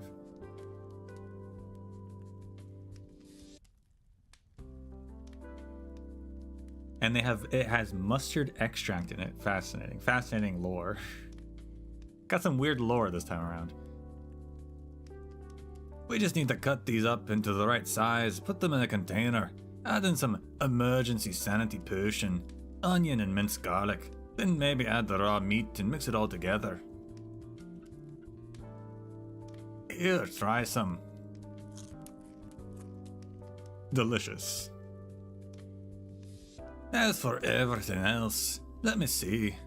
A big pile of roast seagrass, about a dozen of those egg monsters, another dozen of the sea anemone ones, and one mimic. Yep, this should do plenty.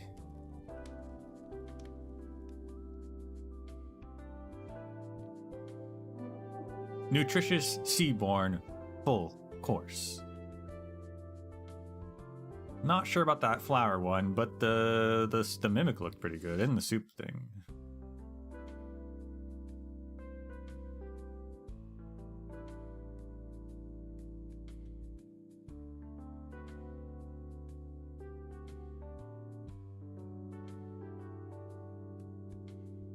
Poached Mimic Sea Terror Emergency Sanity Potion, Ceviche, Nether Sea Brand Chips, Sea Terror Tamagoyaki, Sea Terror Deep Fried Sea Terror. Serves 4. Various Sea Terrors to taste. Salt to taste. Top Emergency Sanity Potion 1 vial, lemon 1. Red chili pepper a pinch. Flour, self-rising flour as needed. Cooking oil as needed. Cilantro to taste. Unless you taste it as soap, in which case don't add it to taste.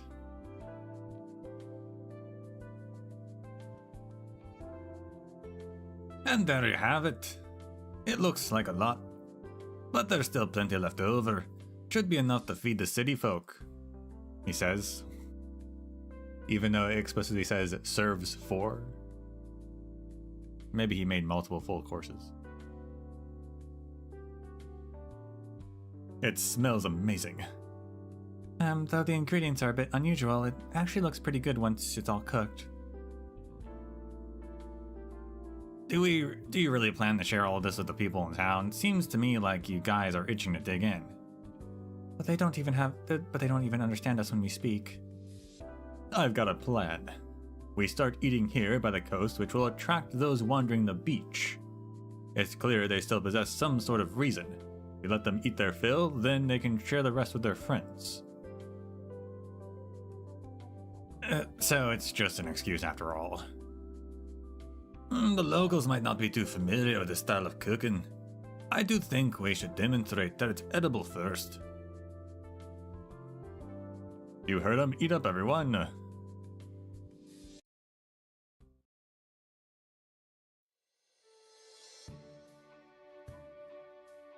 I want more seaweed alcohol. It's Anita. I was like, is she about to show up? Gosh, you really do love your potions. Because it's delicious. Well, I'm glad you like it. I hope the singer will like it too the next time she stops by.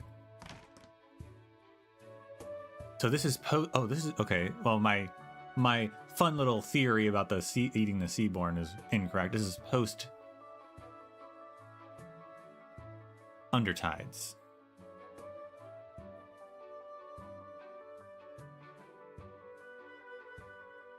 Which is weird, because then why was that church guy still here?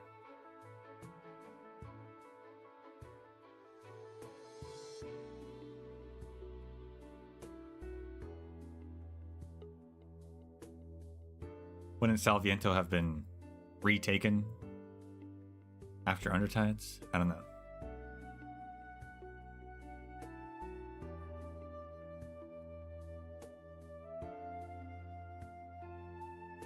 The timeline for this event's a little wacky, and I'm wondering if it even really matters, but it matters to me.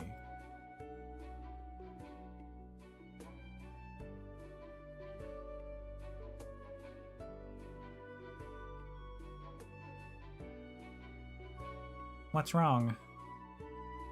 The outsiders at the beach. Oh, at the beach? What are they doing there? Cooking. Cooking? With the monsters from the sea. What? I need to stop them quick. Yeah, so they know now that they shouldn't be eating that stuff. Because Scotty was already here. I mean, we did see Scotty earlier, but I wasn't sure when this was.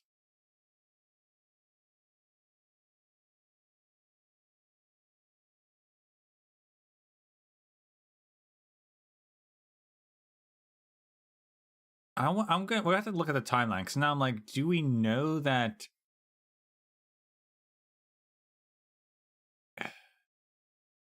Yeah, I guess it does make sense. I think, yeah, by the time Undertides happened, I do think, yeah, Big Bob would have already had his... Yeah, because we saw Big Bob in Granny's treasure hunt, which is the beginning where Scotty was there, actually. I'm pretty sure Big Bob was there. That's when we first met him. He was the boss of that, I'm pretty sure. Right? So, yeah, that does all check out, actually. He would have already had his farm. Yeah, okay.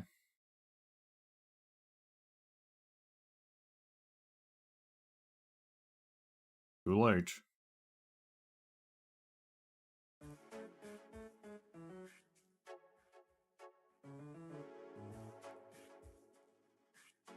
This ceviche is really sharp. Texture's good though. I haven't had anything like it before. This Rhodes Mimic turned out to be pretty tasty too.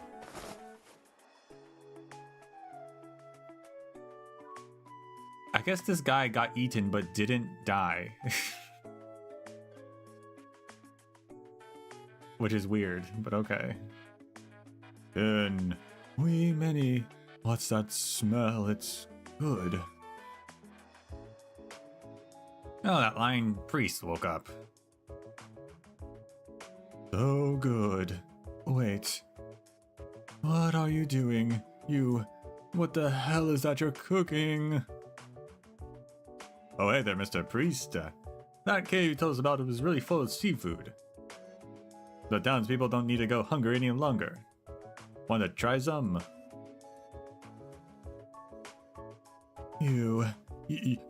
This is blasphemy. Blasphemy of the highest order. My brethren, I will not allow...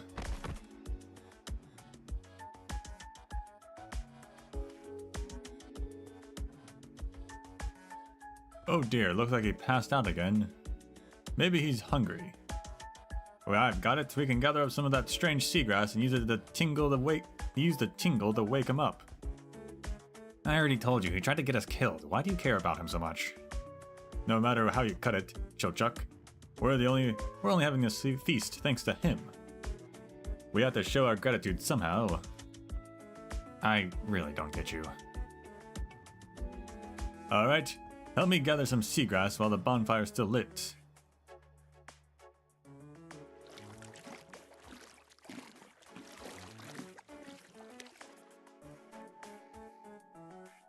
Hey, you're just doing this because you're still hungry. The water's so cold. Anita finally reaches the shore, but it seems she's too late. Upon a beach fallen in silence, people have gathered for the first time in a long while. A group of 4 have rolled up their trousers and waded into the sea in high spirits, breaking out into laughter on occasion. Wow, these creatures are nibbling at my toes. Then doesn't that mean the stuff we just ate was... That's just how things are in most places, Marcia. I think I hear people yelling behind us. Really? Oh wow, there's some glowing round thing over there. I'm gonna go have a look. Ha ha! All Anita can think of while looking at the scene before her is that it seems the sea breeze blowing towards Salviento today is stinging her eyes. All of this is something she never imagined she'd see her entire life.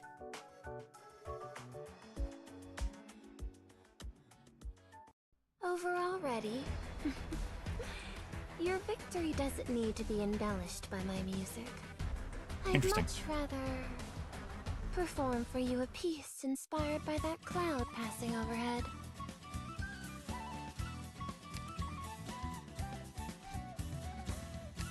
Sea Terror chest. A sea terror disguised as a treasure chest. It emits ultrasonic sound that disrupts the brainwaves of anyone who touches it, ensnaring unsuspecting treasure hunters.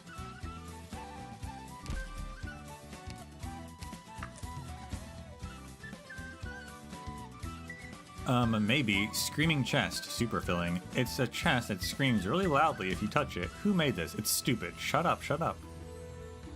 Maybe Jaggy Mouth, not filling.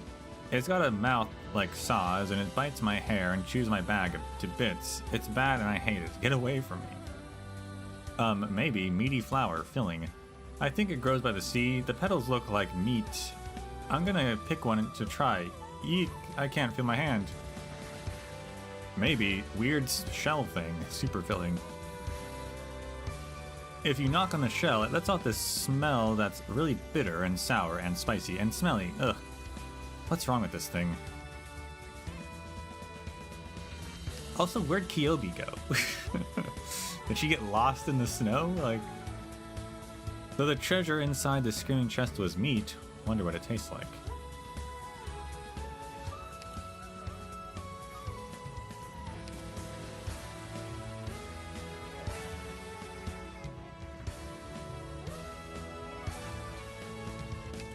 I guess she got lost in the snow. Healthy snacks. Now, I actually don't know where this is.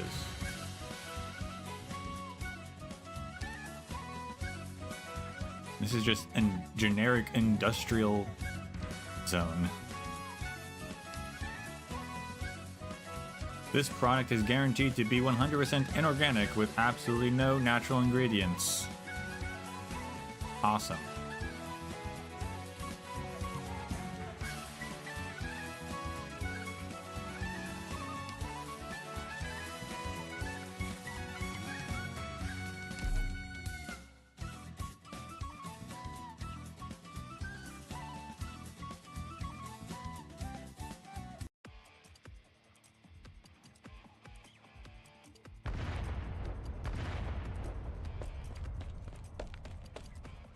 What's going on?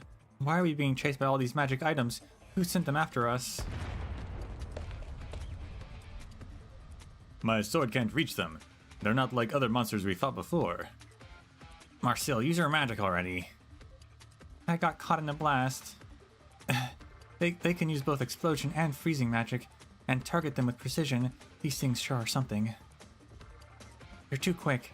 I can't aim like this. What do we do then? We run. I'll use my magic to counter theirs. Try to get out of their range.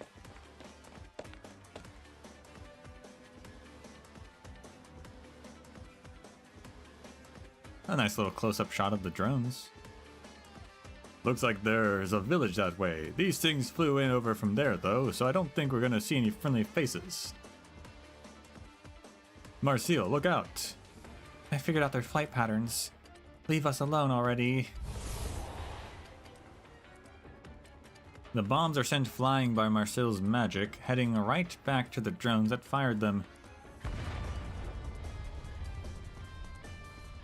Hoist by their own petard, they rattle and shake as they fall to the ground. With a massive boom, the buildings are set ablaze, and the ringing of the blast is closely followed by the shouting of the villagers. After the explosion comes the falling magic items, which careen into a few unlucky souls. Oh no.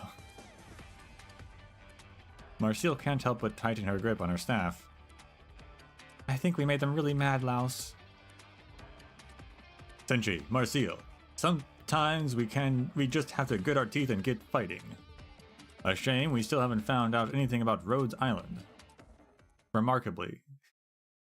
It's actually a talent at this point that they've somehow avoided Rhodes Island.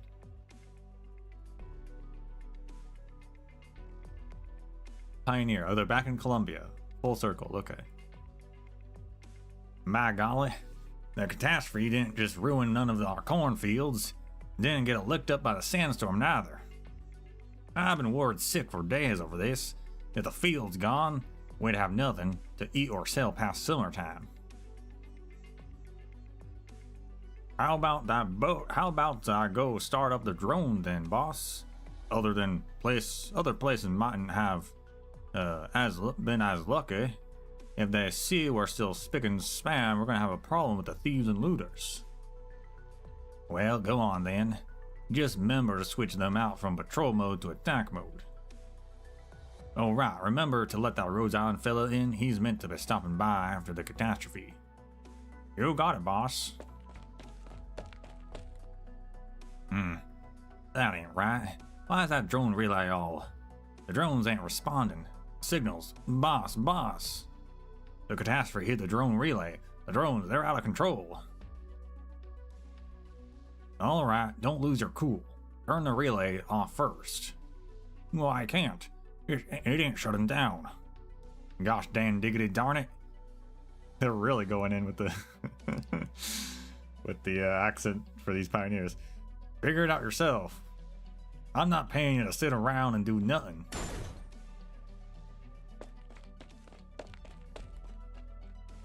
Ah, the Orangenium circuits, the mainline board.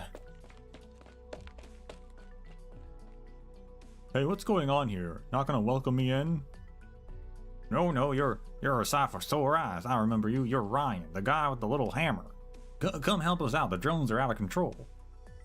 That's so. All right, hang back a bit. I'll go take a look for you. What? Who was that? Is someone really here to take our crops? Yeah, screw those bastards.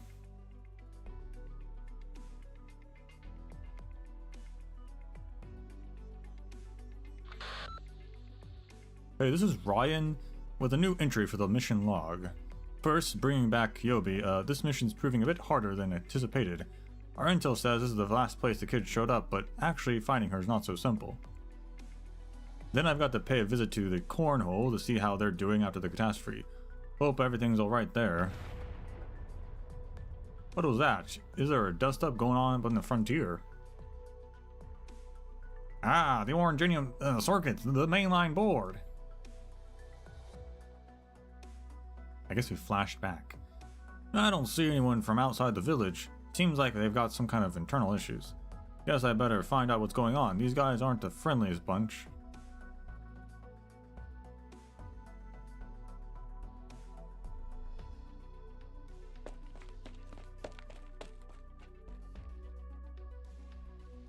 Hey, what's going on here? Not gonna welcome me in? Really weird flashback. I don't know why they did that for 2 seconds. And now we're just repeating everything. Alright. No, you're a sight for sore eyes. I remember you. You're Ryan, the guy with the little hammer. Come and help us out. The drones, they're out of control. You okay? Just some out of control drones. If there really was fighting out here, I'd be done for. That's so, alright. Hang back a bit, I'll take a look for you. Damn it, there really are other pioneers here to pick a fight. What? Who the hell was that? Is someone really here to take our crops? Screw those bastards. This can't be good. If I get Rhode Island involved in a frontier tussle, we'll be in trouble. Let's get these guys to safety first, and hopefully they'll calm things down. Hey, don't be rash, buddy. You don't know how many people out there. We best hunker down for now. Frick that. I saw 4 of them earlier. Go for the 2 shorties first. Let's get them. Hey, what? Only 4 of them? What kind of gang is that?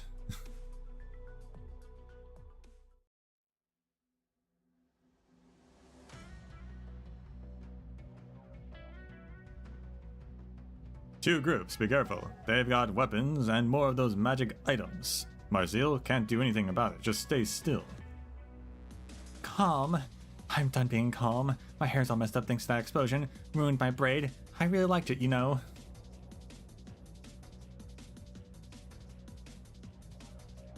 You SOBs thinks you can mess with me? You sick freaks think you can just bomb my barn? No, stop. Let's talk it out like civilized folk. The drones are still flying around like crazy. You really want to pick a fight right now?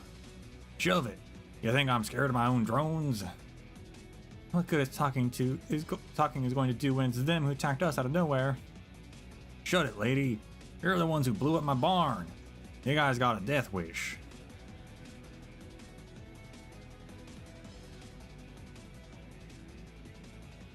They're attacking. Get cover. Yeah, well, you're the ones controlling the magic items. Youch. None of these pains in the butt are listening to me, Look, fighting out in the wilds is just gonna draw in who knows what. Let's all calm down and talk things out, okay? As though in response to his earnest plea, all of a sudden the ground begins to rumble. Could it be another catastrophe? The thoughts flits through his mind, the minds of some, but is immediately dispelled by what comes next. Gloom Pinchers, a tidal wave of Gloom Pinchers, seem to have had enough of the drones dropping bombs in the skies above their heads. They raise their pinchers in formation and march towards the gaggle of people. A swarm of monsters. Run! We can't handle that many with just a horde of us. But there's nowhere to run. We're surrounded. Let's just back off for now. Watch where you're going. Who was that? I'll hammer you into it's you punks. We can't run, boss. The Gloom Pinchers got us hemmed in. Everyone, please listen to me. We'll deal with them together, alright? And don't forget the drones. Gloom Pinchers and drones.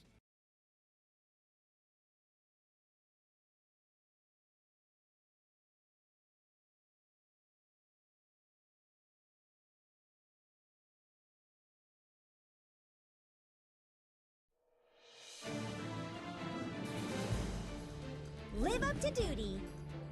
Berry metal crab.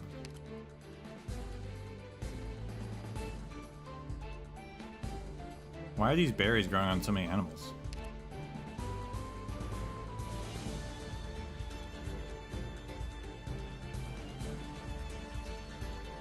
Can your eyes keep up?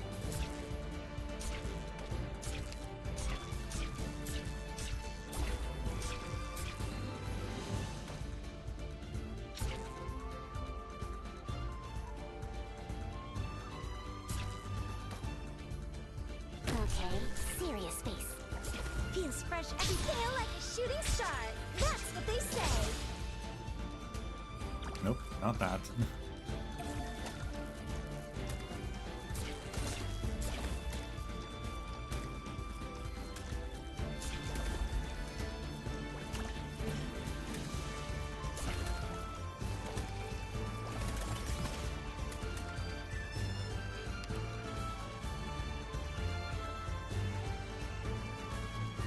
Roast Berry gives 100% max HP. Gives 500 max HP for when used on a single operator.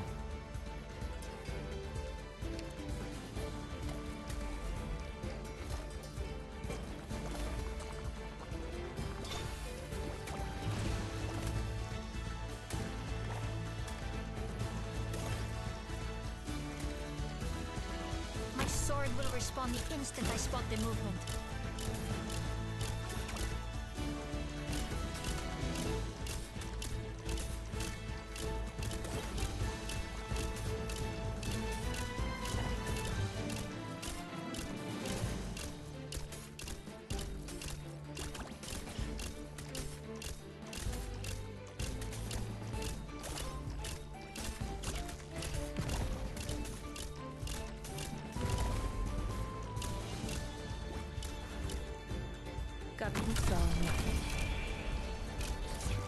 All right, we need more. We need more drone back. For them, the bell tolls. See the light of my life will purge the vice. Let animosity be gone. I still have the wrong skill on Milsey's, huh? Like, change that.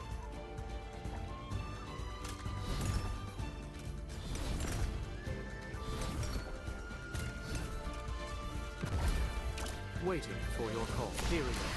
The reversal of finality.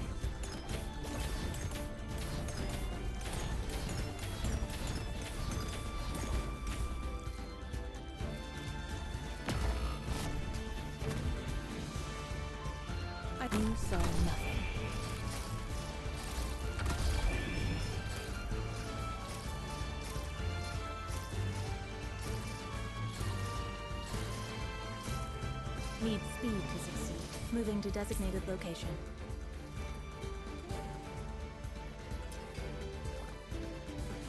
It ate the berries to heal itself. That's crazy.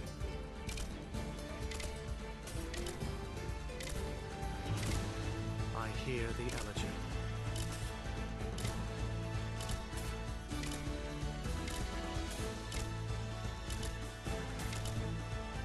See the light of my blade will cleave the tides. I pass on your last words. No.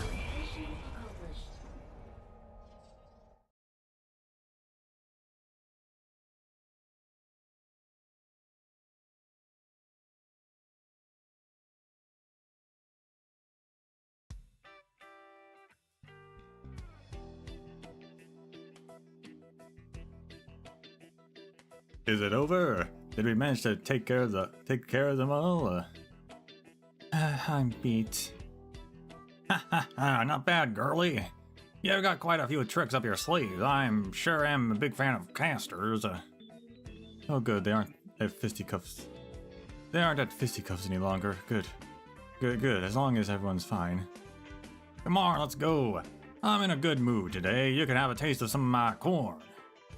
Boss, you... wait, corn. The laughter dies on the pioneer's lips as he raises his weapon at the team of four. I guess he remembered. And here I was thinking we could bury the hatchet. Marcille raises her staff, strands of her hair rippling with magic. Are we back at this already, really? You were all buddies, battle buddies earlier. Surely that's got to count for something, right? Huh. Let's not go for magic right away, Marcille. We're all tired of dealing with those things. There's no benefit to starting up another fight. We'll count down from 3, lower your weapons, go back the way we came, and agree not to bother each other for the night. How about that?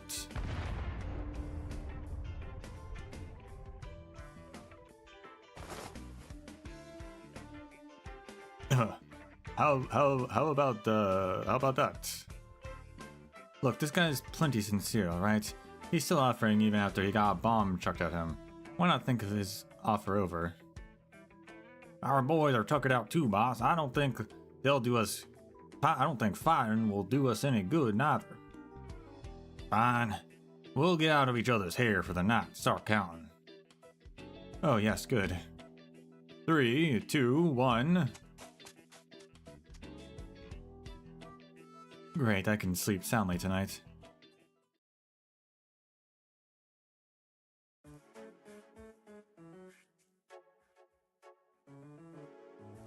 But what about tomorrow?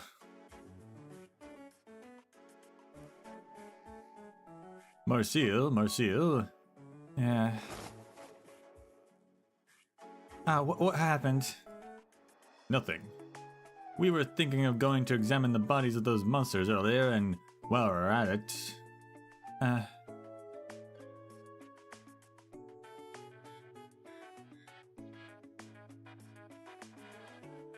Well, they looked like crabs to me, so they might taste like mimics. The chewiness of mimics, the more you chew it, the better the flavor gets. Just don't use my lockpicks to scoop the meat out again. But they've got just the right shape for it. Bob's Gourmet Guide says they're edible. Apparently they're delicious as long as you can get through the shell. Don't you want to have a taste? Absolutely not. Besides, if those villagers think we're sneaking back onto the battlefield for an ambush, we might get into another fight. Those magic items flying over the place were a pain to deal with, and there's still plenty of them out there. Not to mention, I'm still tired as...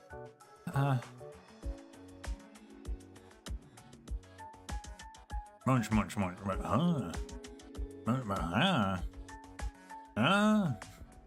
The pioneers freeze in the middle of stuffing Gloompincher legs in their mouths. The only sound breaking the awkward silence is the crackling of the bonfire.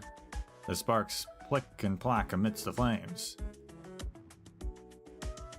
Their pinchers and limbs are stuffed full of flesh. No wonder they can sport such heavy shells, as well as crush those magic items. So you cut them open from the belly, and then pull back the shell. I see now. Looks like you prepare these things the same way you do mimics. Then, oh, that smells amazing. Want to try some? Stomach groans. These faces are quite something. Elias accepts the roasted meat, hesitates for a moment, and stuffs it into his mouth. Mmm. It's delicious. It's all in technique. Want a taste? It's really chewy. It's delicious too. Here, you guys have some as well. For me, thanks. It's roasted just right. It hasn't lost any moisture. It even tastes just like the mimic. Alright, just eat already. Keep your lips shut for once you're done. I got a reputation to keep. Not a word out tonight, you hear?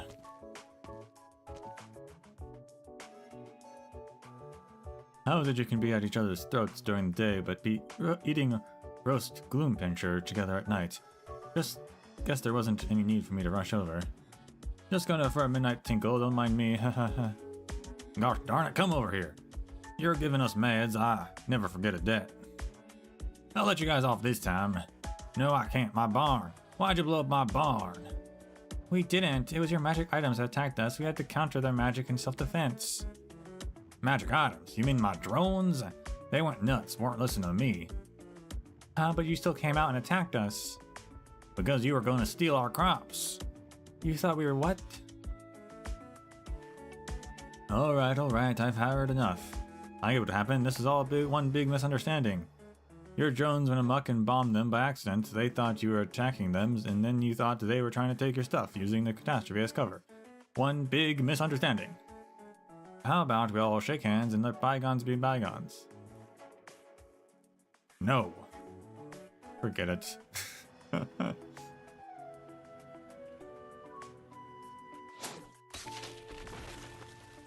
I'm frozen stiff. How about we take care of them first?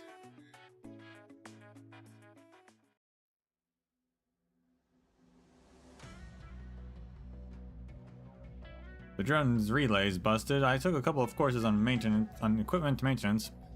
Let me see if there's a way to fix it.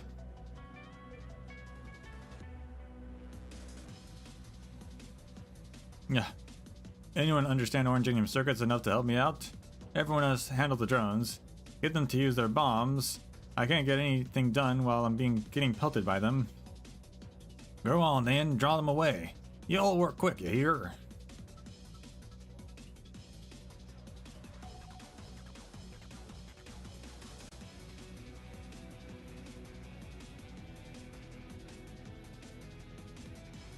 Ah!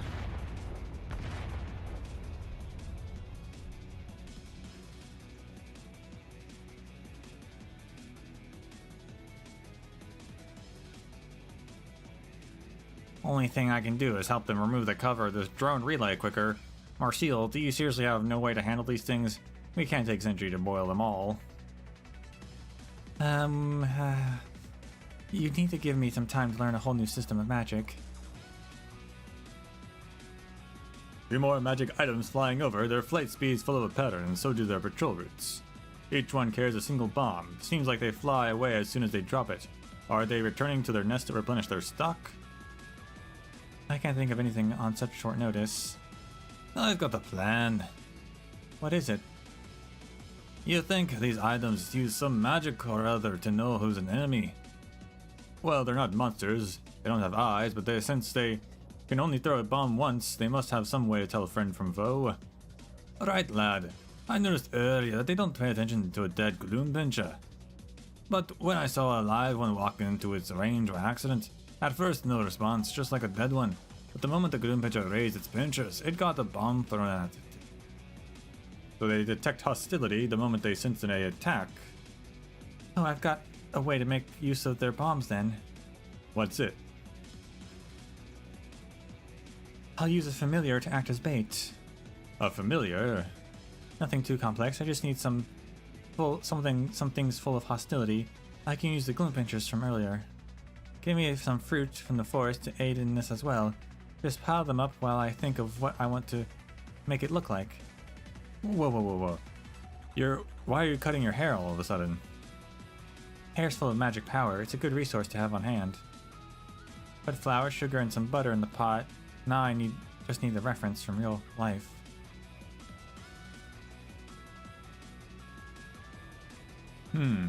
Why are you looking at me like that? Oh, I know what I want to use as the model. Incants.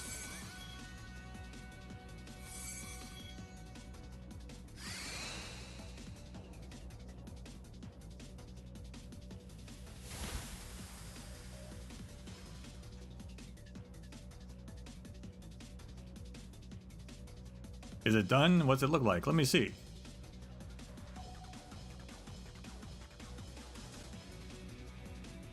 Hey, isn't that me? Alright, time for the test run.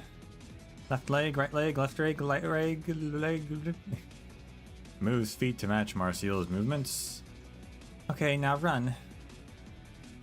Good. Let's get going.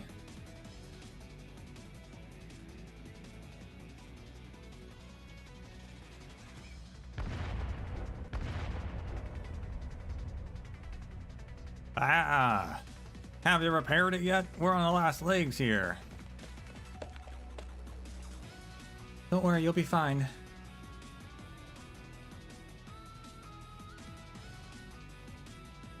With a cheer, the pioneers turn their heads, but all they see is a figure running towards them at full speed, shouting in a stiff voice they don't recognize.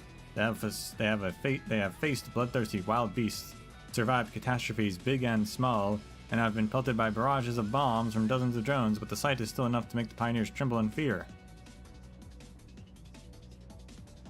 A man down on all fours, his long tongue rolling from his slobbering maw, his eyes bulging, screech as he crawls towards them at full speed. Left leg, right leg, left leg, right leg. Why did I make it move that way? Moves feet to match Marcial's movements. Ah, run for it! Just get back as fast as you can. I'll distract the magic items. Stop. Don't stop here. Head back to... Where'd everyone go?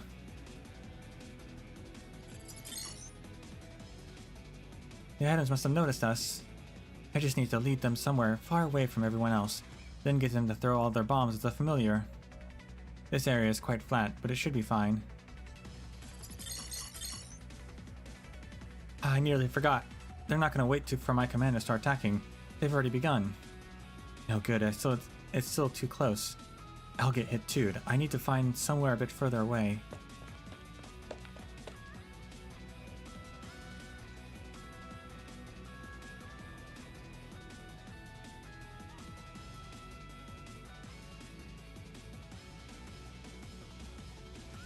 It's working, Marcial. Got the drones to head over there.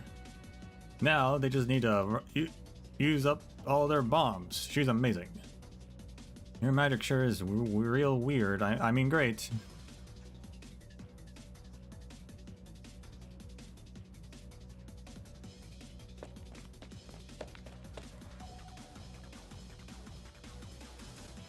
They're way more persistent than I expected. Ants. Wait, that noise. They're about to fire. This place would here be alright. Are we far enough away? Okay. I'm going to get out here. It's all up to you now, Familius. I'll release control over you.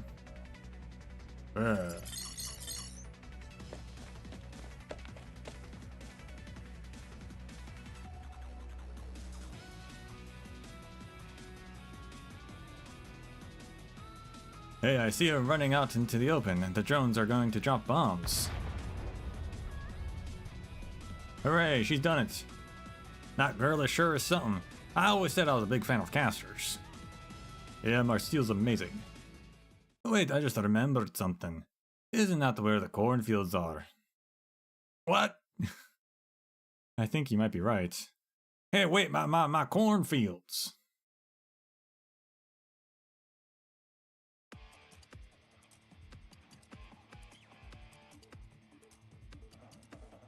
They're about to fire. I'll hide here, whoa. Explosions resound all around her, as expected. But they are joined by the sweet scent of corn wafting through the air. Marcille raises her head. It's like time itself has slowed, to the point that she can see every kernel fly through the air, popping into fragrant popcorn of purest white under the bombardment. The popcorn falls, floats, and flutters like snow, landing on the tip of her nose. Marcille shudders at what she has done.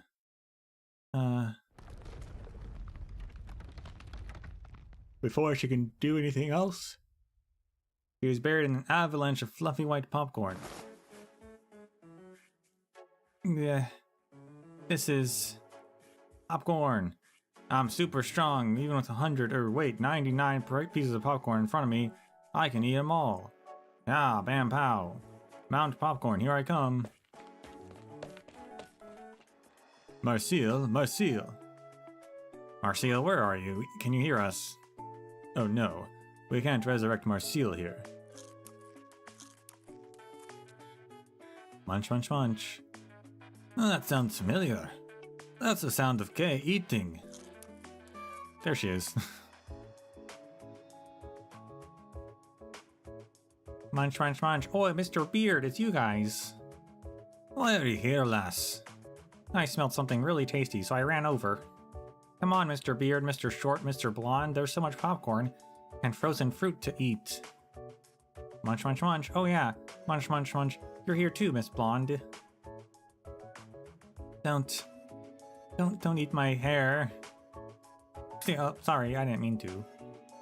Marcille, you're alive. Just buried, not bombed. Wow, this sticky stuff smells great. Yeah, it's all frozen, real different from the popcorn. Sure is. Wanna try some? Munch, munch, munch. So frosty and sweet, yummy. Oh, thank heavens, I'm glad you're alright. Kay? Huh? Oh, I remember you. You were the one who came hunting with me. Did you get anything? I got lots of stuff, but I ate it all. Never mind. The guys before me were right. As long as I find you, it's mission complete. Hey, wait. What are you eating? Spit that out. Munch, munch, munch. Don't just eat stuff off the ground. Come on, spit it out already. Munch, munch, munch. Gulp. Don't worry. She's just eating popcorn. Heavens to Betsy. What doggone disaster. That corn has gone to the market. Boss, don't say that. You're a peril yourself.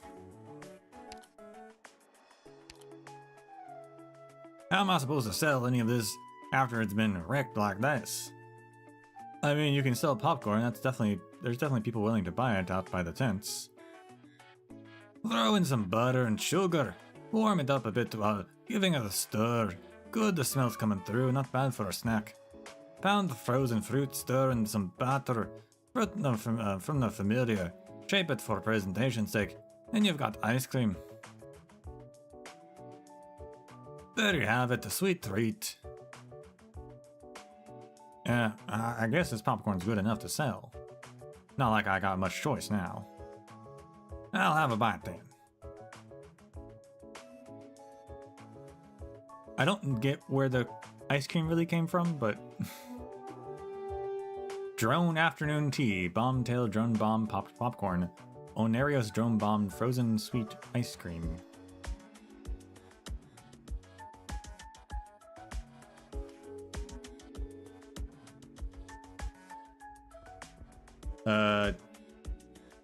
Corn kernel, 50 grams, sugar 10 grams, butter to taste, assorted wild fruits to taste, foul beast egg yolk 2, sugar 100 grams, system milk 3,000 milliliters.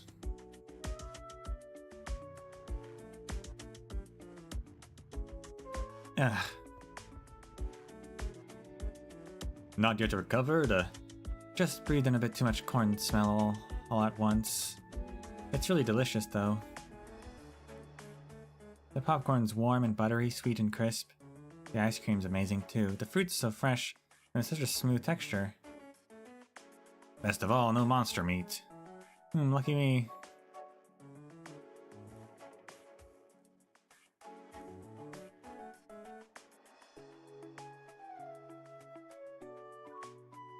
Glad that's all done and dusted. Haha, yummy ice cream. You sure know how to make people worry, kid. Hey, I'll be taking her home now. You guys don't start fighting once I'm gone, alright? Yeah, I know. Ryan helps up Kyobi, fast asleep on the ground after eating her fill, and takes her to the nearby vehicle. Its engine roars to life and putters away into the distance. Where's Kay gone? You mean the other girlie? Ryan's taking her home. Ryan, why? Sounded like he was on some sort of mission for Rhodes Island. Wait, did you say Rhodes Island? Ryan's from Rhodes Island? Yeah, why? What's got you up in a tizzy? Ah, yes. Does that mean it's close by? Yeah, they're stopped a few kilometers away. Ryan just left. If we start running now, we can catch up. Let's go then. We can't afford to lose their trail again. Right. Huh? What are they on about? Medical team, please take tissue samples from the infected. We need to see the composition of the infection in this area. Well.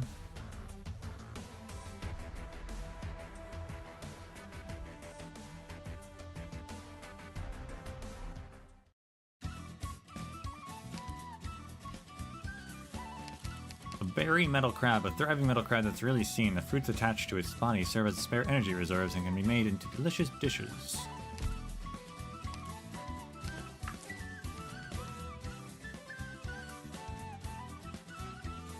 Like it. 1,000 berry crab filling. I don't know where this metal crab got all the shiny berries from. It just walks around eating them. Why do they get to have so many? I want some too. No, not this. A drone with a bomb. Rock hard and ice cold and tosses bombs everywhere. Not tasty and not fun either. Definitely gonna leave it alone next time. Roasted berries. Shiny berries smell really nice when you roast them. The charred black bits are all sweet caramel.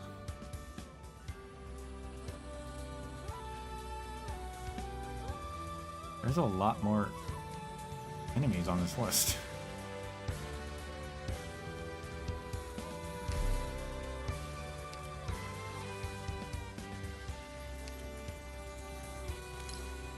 Rhodes Island Cafeteria, they made it!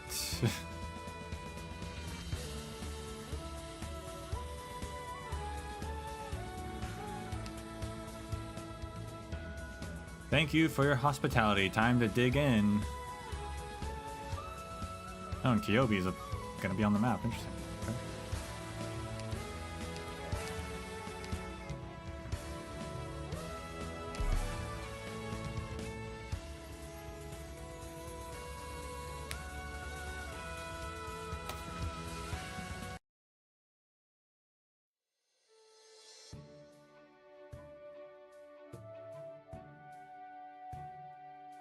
Let's review all the information we have on Rhodes Island so far. First, both Big Bob and the High Priest thought they could help us.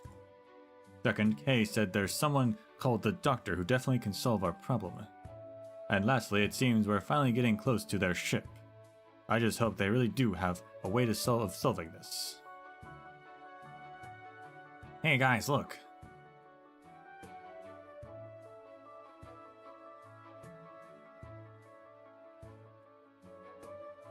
The three head over the cliff edge at Chilchuk's cry. It is then they realize why there was a tinge of worry in his voice. They see a giant colossal ship. It sails across the land, a vessel much larger than any seafaring ship they have seen before. A massive construct of steel, a city, a dungeon. This is it, Rhodes Island.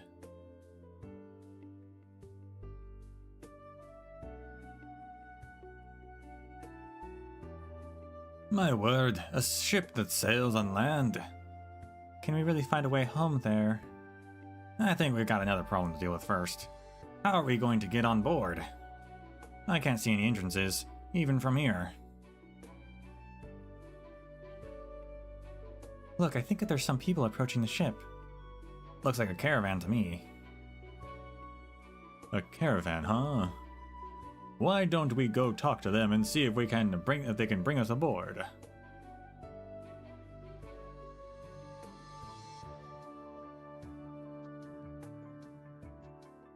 We're back.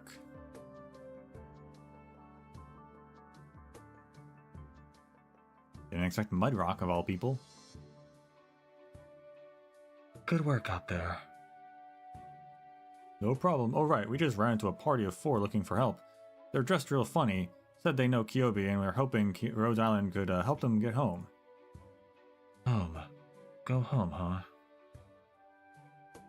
More or less, from what I understand. Would you mind leading them the way for them? I'll go talk with field operations.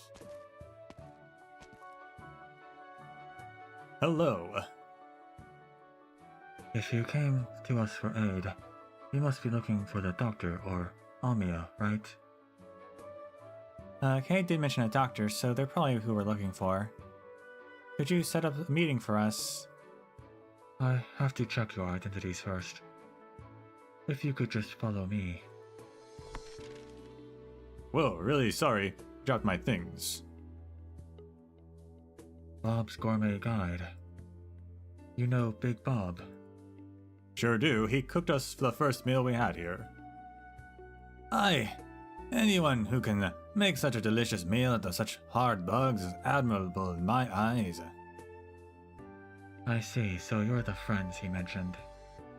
Oh? I'm Mudrock. Big Bob told me about you. At the time, he said he had just decided to leave the mercenary life behind, but had no idea whether starting a farm would be viable. Farms in the wilderness are often targeted by bandits and looters.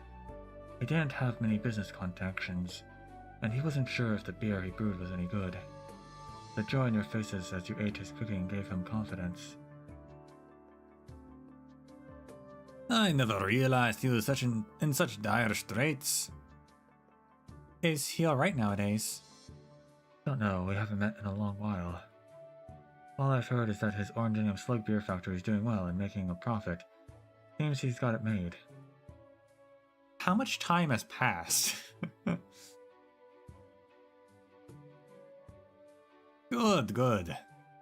But I also heard that he broke some local laws in the process, some kind of tax issue. He was sent to jail. Jail? Are you sure he's still alright? Most recent news I heard was that he either broke out or made bail. Either way, he's fine. I guess that's good. A jailbreak, huh? I've also heard that he set up a grocery store in Sami.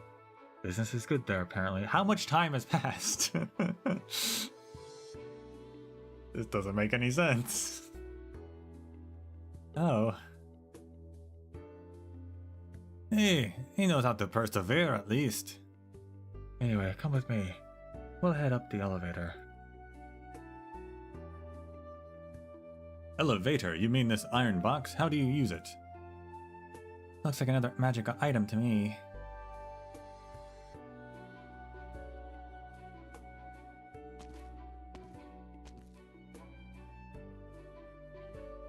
Go on inside. We're heading to the first floor. Wait a moment though, I need to get a... Where did they go?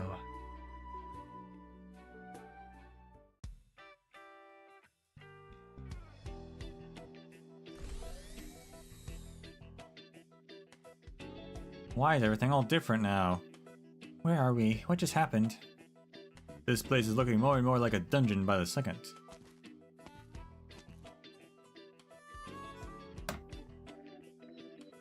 And Valarquin's here, which means that this is now post...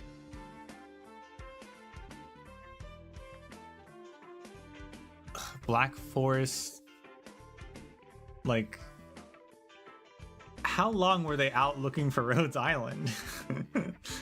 Were they out there for years? Like, what happened?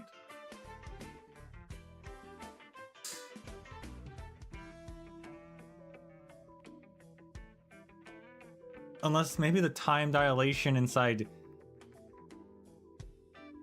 Dusk's painting did something? I don't know.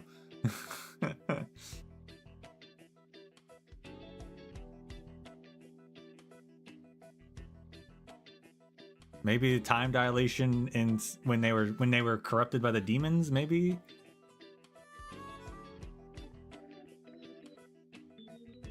I don't know. This doesn't make any sense.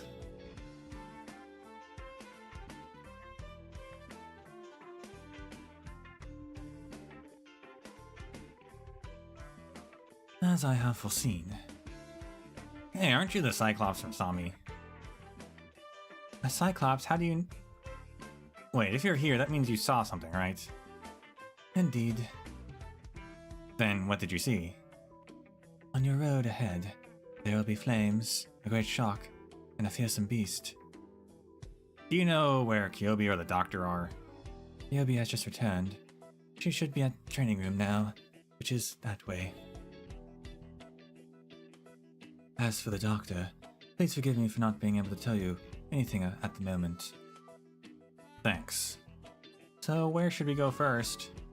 I don't think Mudrock will find us anytime soon.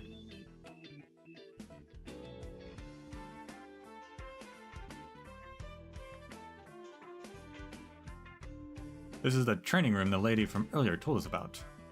Doesn't seem like there's anyone here. There's some great big strange thing over there. Oh god. Oh god, his voice. What are you lot doing here? What that gormless look on your faces? High Priest. Have you seen Kyobi, High Priest? She was here not a moment ago, but ran off somewhere. You guys looking for her? Yeah. Don't just stand there then. Get your butts over here and sit in this machine. Sure, okay.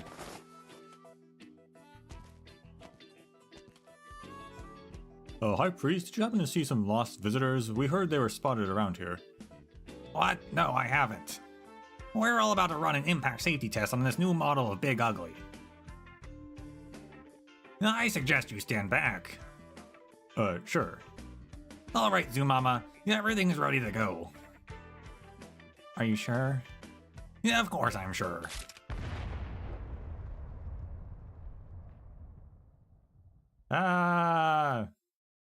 Was it me or were there people inside that thing when it got blasted? Are you sure about that? Did you see anyone get blasted? Oh, I guess not. Just my imagination then. Yeah. Go look somewhere else. The ones you're looking for aren't here. Sure, thanks.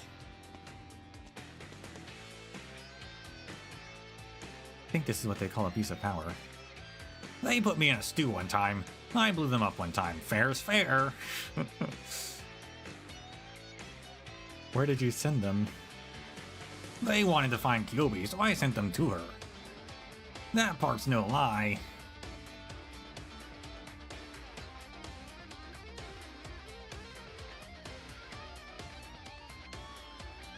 The smoke of the explosion clears, and the four find themselves experiencing the oddly familiar feeling of floating in midair. As they regain their senses, gravity begins to do its work. How'd they get back in the painting?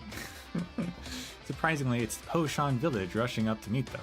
Dawn watches them with a peculiar expression on her face. Ah, help us! The four flail about in mid-air to no avail. However, it does not escape their notice that below them is not solid ground, but a near infinitely deep well. Instead of a cold, hard, most likely, fatal landing, they find themselves shooting straight into their hole of hope. Tad crude. I guess that's how she will send them on their way. May we meet again someday.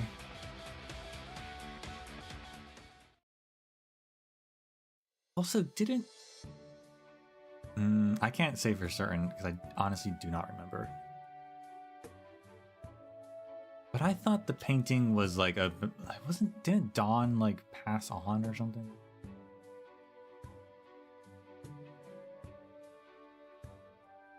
I do not remember.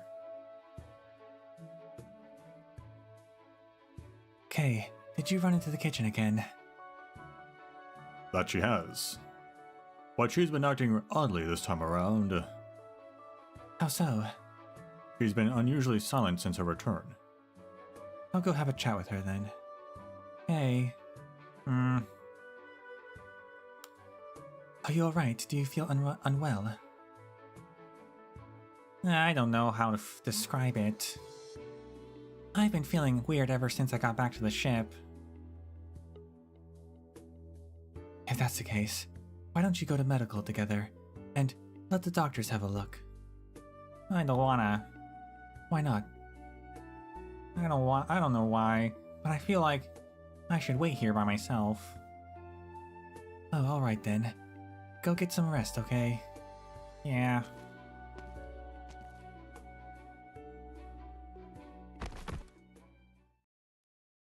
Huh.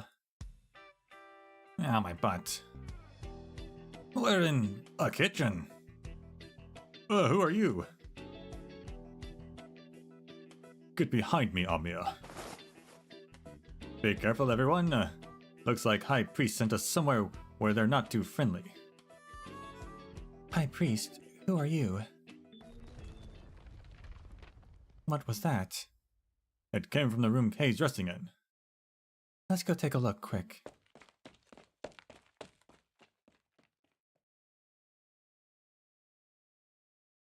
What's going on? They mentioned Kay, we should follow them.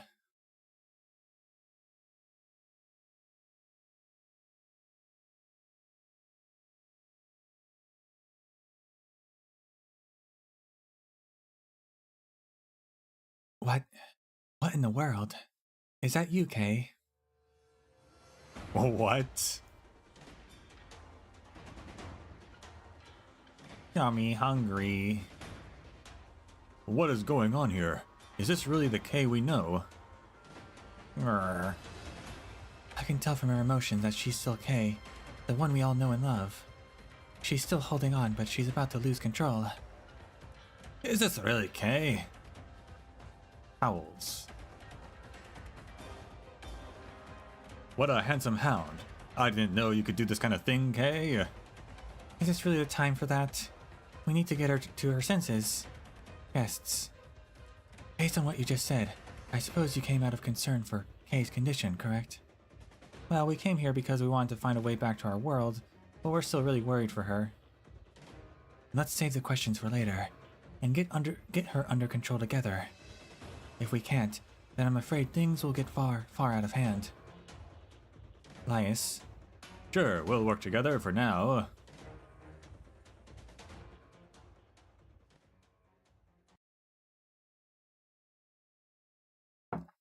Kay can just turn into Cerberus? What is this lore? What is happening?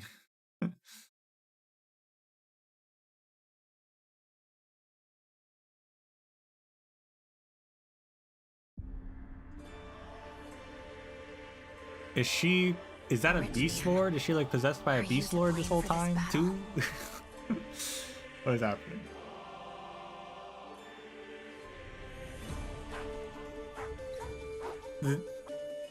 Oh my god, this music.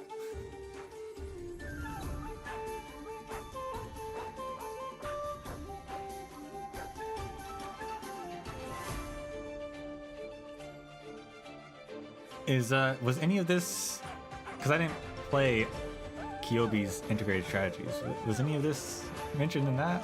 Do we know?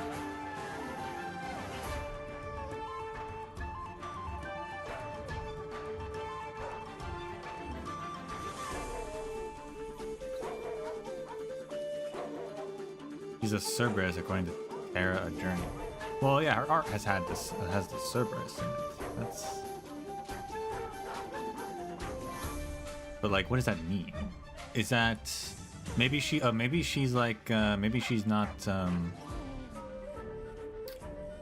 always get them mixed up. Maybe she's a elder. Is it the elder that are the magical older ones?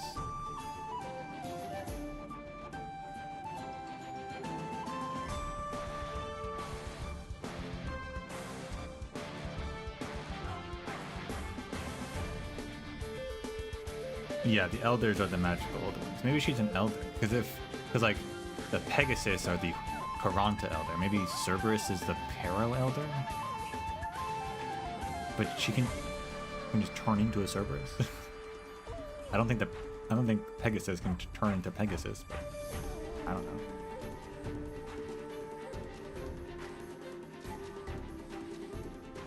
I feel weird. I want to eat this and that. There's only 7 enemies, and I have no control over anything. Is this... One mouth isn't enough. I want to eat everything. Oh, there we go. Trimaw, a grand hound with a rumbling tummy and 3 heads, each craving something different. Satisfy its picky palates to survive. Enemy spotted. It'll be nice if they entered single file like the knights do, though.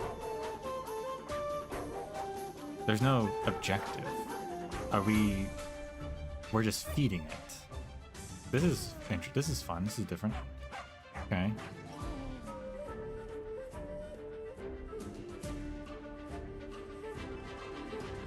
It wants oranginium slugs.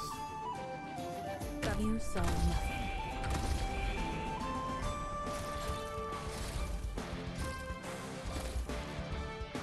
Need speed to succeed.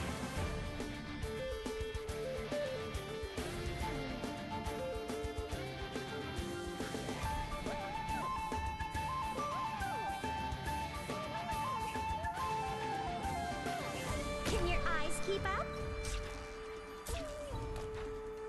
My sword will respond the instant I spot the movement. I pass on your That's a lot of slugs. No. Feels fresh. Losing sight. No, not enough. I'm trying. Need speed to succeed.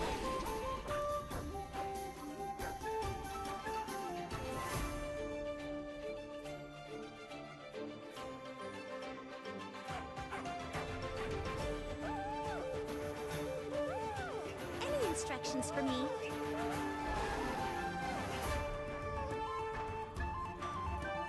This will keep you quiet.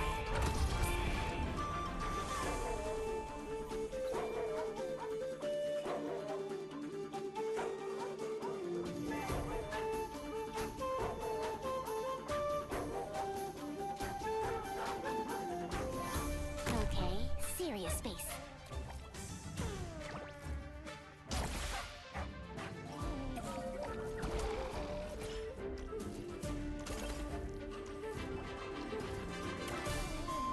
Can I feed it like this? No. Did I waste it? I guess so. Pick up the pace. I pass on your last words. No.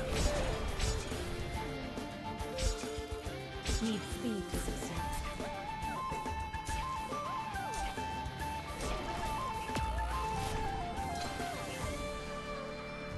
Roar.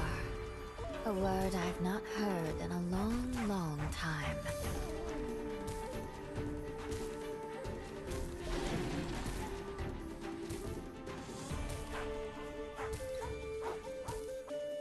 I wasn't supposed to sow the mountains when summer leaves. Lead the tides. I don't know if I'm doing it right. Oh, we're attacking it now. Are we supposed to?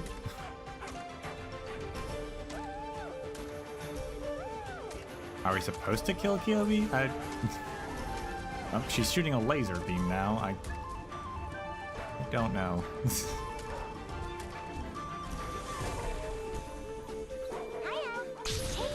Still didn't change that. I pass on your Still. last words. No.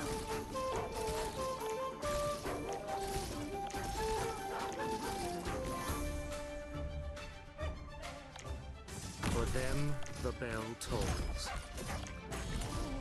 Moving to designated location.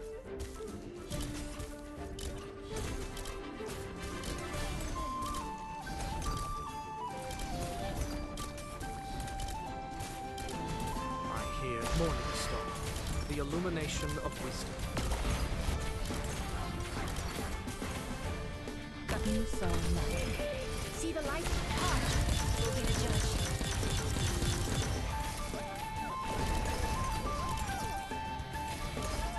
You tricked me. I'm so sad. I don't know what's happening, Kyobi. Moving to designated location. I wasn't drenched and bone bare weeds. Mounds and ruins bloom fields. Mission failed. What am I doing? I don't understand. Everyone retreat! Let me hold the rear! Don't worry, I'm an expert in escaping the pursuits.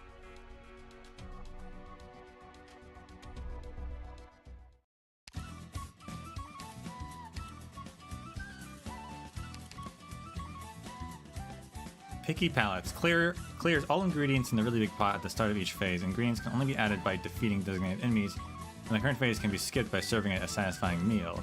Upon reaching the really big pot without being subdued, if meals are not ready, deduct 1 life point. Okay. Take less physical damage and art damage based on the amount of ingredients in the really big pot. The fewer ingredients there are, the less damage taken. Becomes enraged when HP drops below 50%. Greatly increasing movement speed and attack, and becomes immune.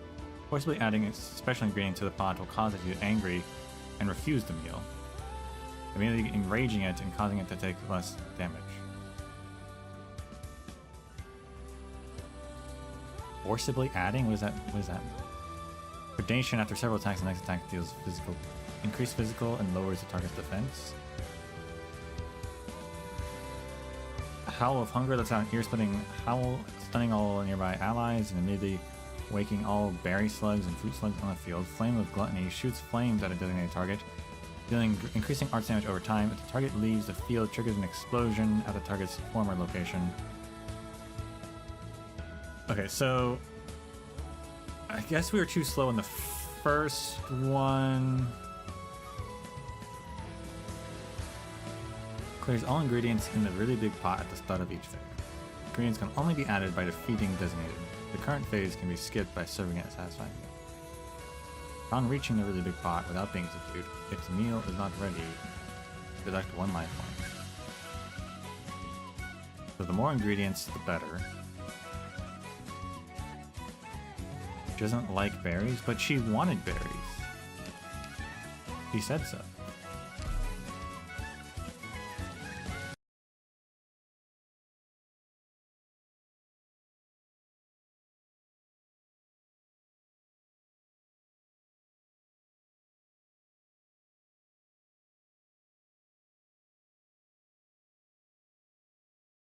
I didn't check it. Hold on, we're gonna restart. I do say change. Let's try to take up as little of our holiday Otherwise, time as I'll possible. never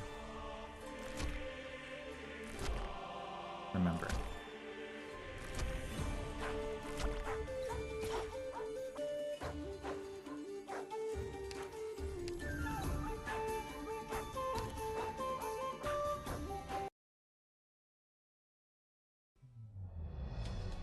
The pain of burning, I can bear much more of. Just don't let anyone else disappear to the flames again.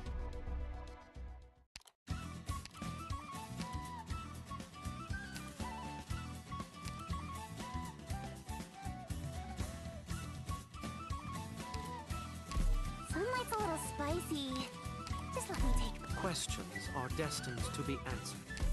Rules bound to be analyzed.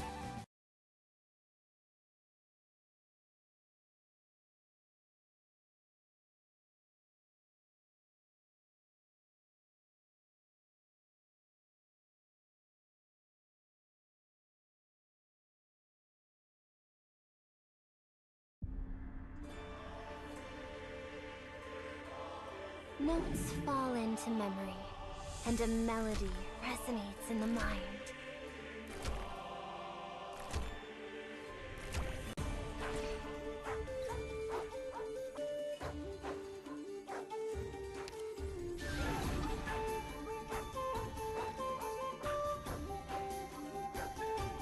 Got this will keep you quiet. Need speed to succeed. Annoying people, annoying business.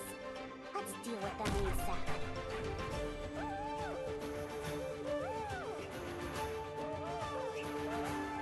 Locked and loaded. Any instructions? That changes your target, doesn't it?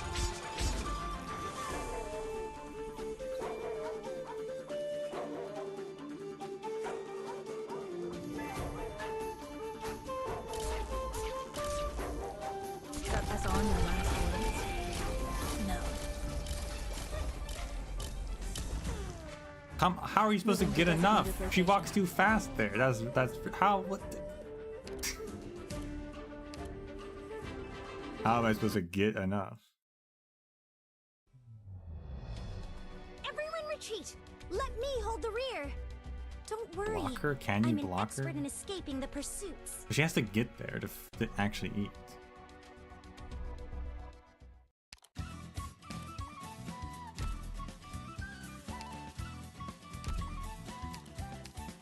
I guess I can temporary block her?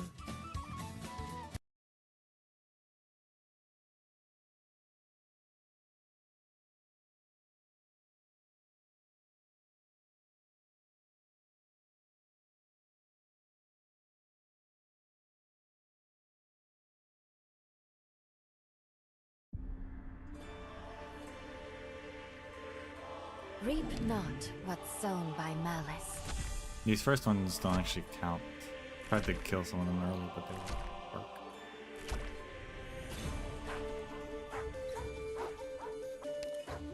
The barking in the song is very funny though. I don't really want my holiday mood ruined, so hurry up and stop resisting arrest. A new challenge.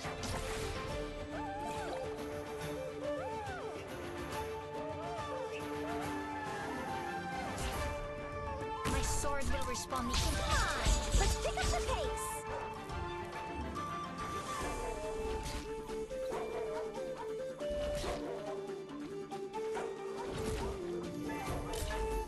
Got a song in the last words? No. Moving to designated location. That still wasn't enough. You have to wait. You have to wait a long time. Want a candy? Now's not the time for hellos. Oh my gosh.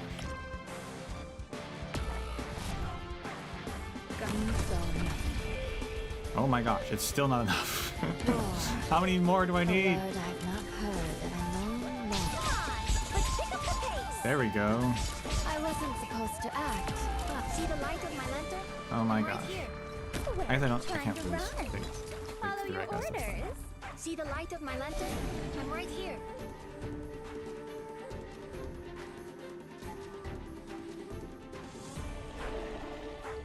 They want berry slugs, but they don't want actual slugs. Your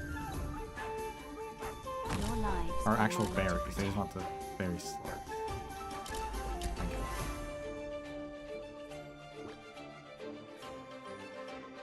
Good timing. 我绝那种拼了只有下种。 I just will keep you quiet. Need speed to succeed. Stay calm and make your move. I don't have No need to worry. I got your back. Start the good blocker right now. Also, we're gonna kill her. I don't want to kill her. Follow your orders. Fine. Where do you wish to go? Follow your orders. Fine. War. A word I've not heard in a long, long time. It doesn't I actually kill wasn't her. Okay. supposed to act, but Was that enough? I guess that was enough. Maybe. if you're I don't really know. incapable of settling this, then let me handle it. I don't know.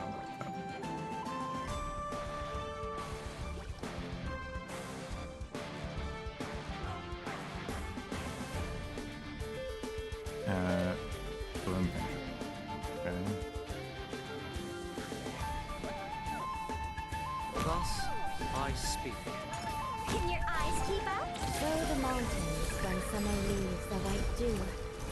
Seed the plains when equinox paints russet. Soul, the fairy of the other side.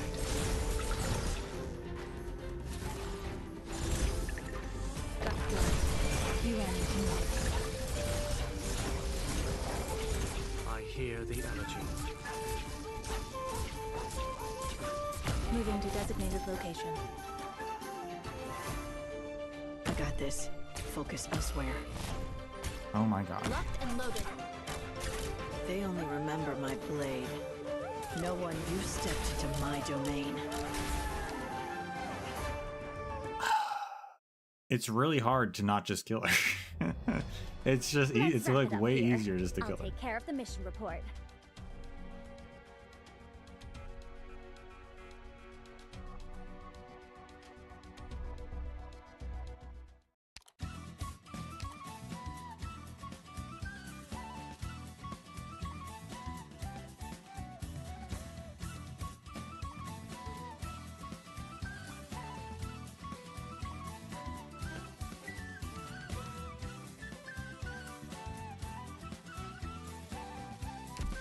The Gloom Pincher ones, these guys are really, really hard. They have such good defense and everything. So they're kind of hard to... They actually have better arts. They're crazy, okay. But it didn't really matter too much, but we ended up killing her with logos. I don't know.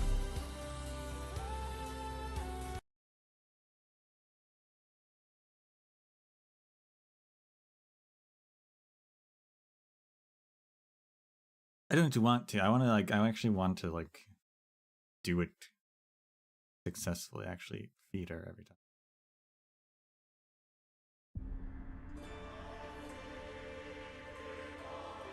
Follow my light. Watch out for the tides and mist.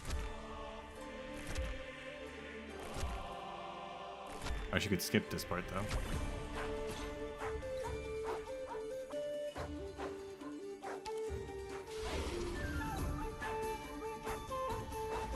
What tones are your souls in?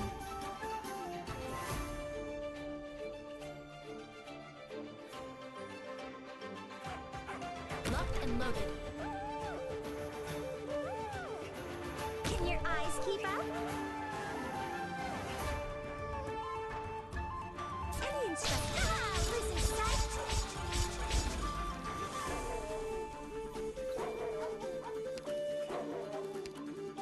See the light of my lantern? I'm right here. Spring breeze, timely rain. Now we sow the grain. Concentrate. Nothing, so nothing. Come on, let's pick up the pace. Deploying. Okay, serious space.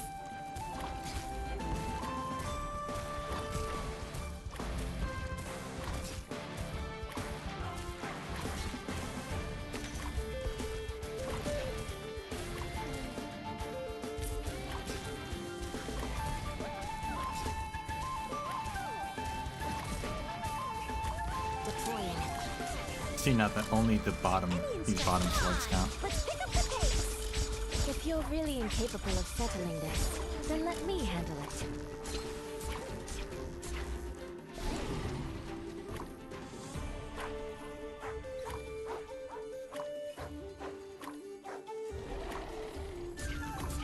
Any instructions? Come on, let's pick up the pace. Any instructions for me?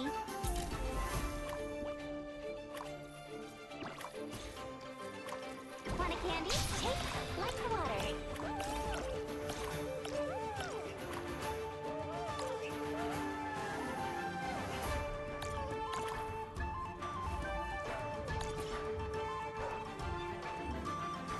Freeze! Hands in the air. Follow your orders. War. A word I've not heard in a long, long time.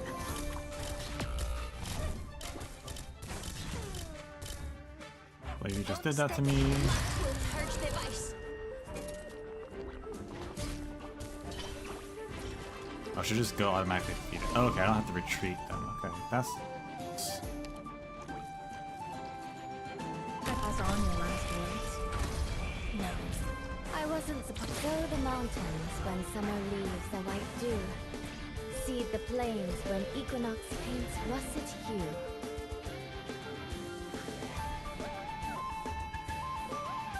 A solo to you.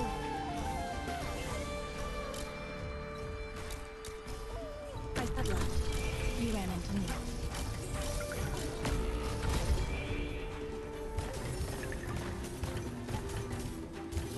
The compass to see as bright as gold. Thus, I speak. Can your eyes keep up? My fist will keep you quiet. Waiting for your period. The reversal of finality. Moving to designated location. Concentrate.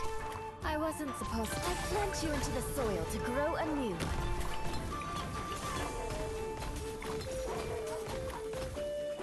Got that line. You ran into me. I'll show you. Need speed to sustain.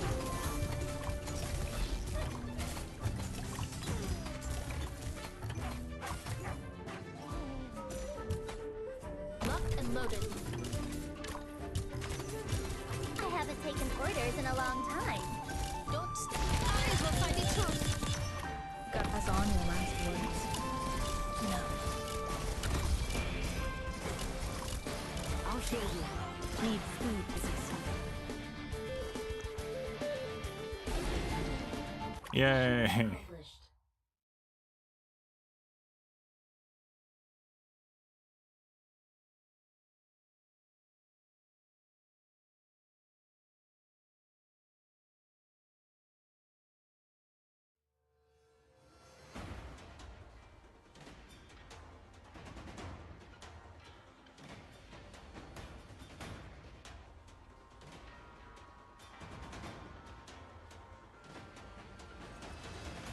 Howl in anger.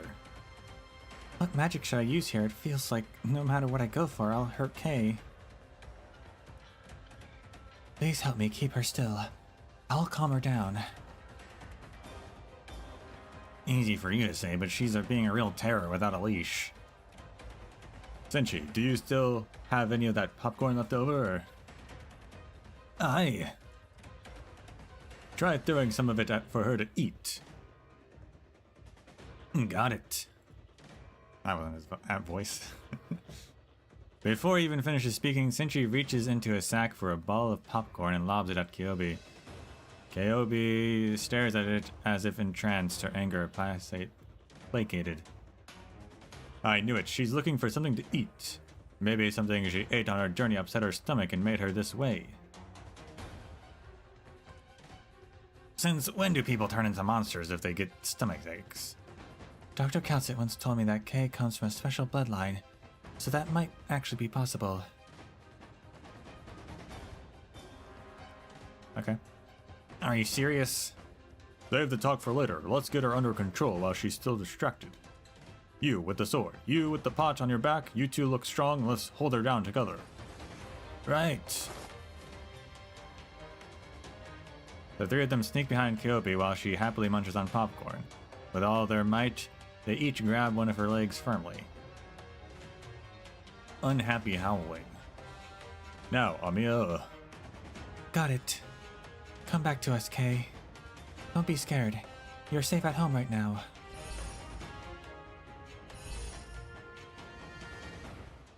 Pained howl.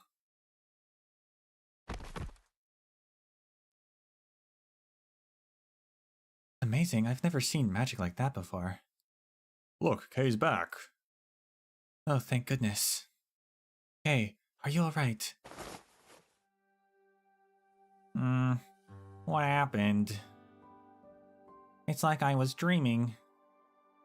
Dreaming? Yeah. Yobi looks around her.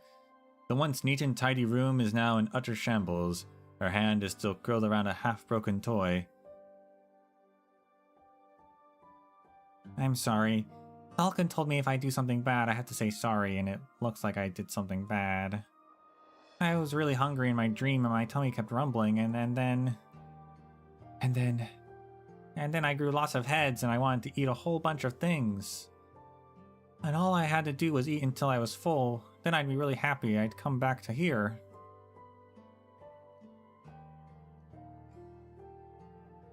Matterhorn, where's Vulcan? Has she noticed anything about Kay recently? I'll go ask her once we're done here. So, what should we do with her now? Rumble? Oh, hungry again? Yep. I want to eat lots and lots. I was full in my dream, but now I'm hungry again. Hey, do you know of a monster with 3 heads? Of course I know. What do you know about it? It doesn't just have 3 heads, it's got 1,000.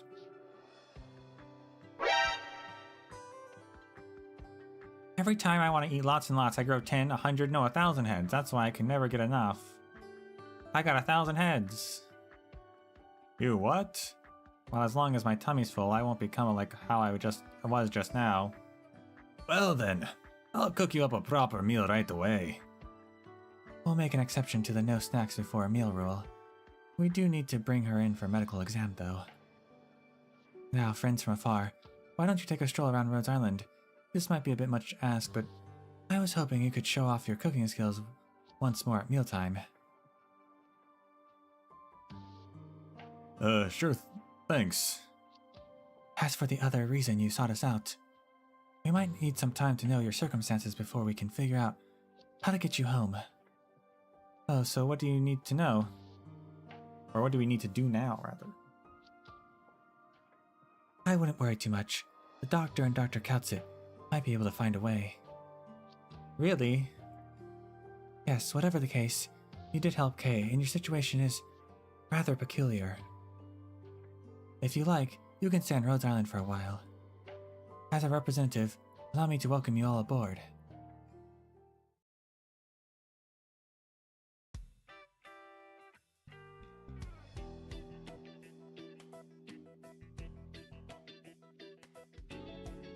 Oh, more newbies. Which department are they under? Weird. Can't tell what race they are. They hiding their tails or something? I saw a young lady carrying a whole lot of crops just now. Mind showing me your farms? Farms? Do you mean horticultural and hydroponics? That kind of thing? Follow me.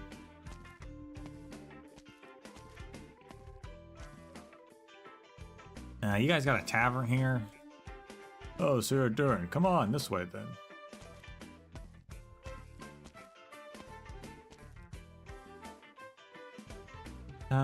Do you have anywhere I can take a proper bath and comb my hair? Of course, dear. The dorms have all you need. Just follow me.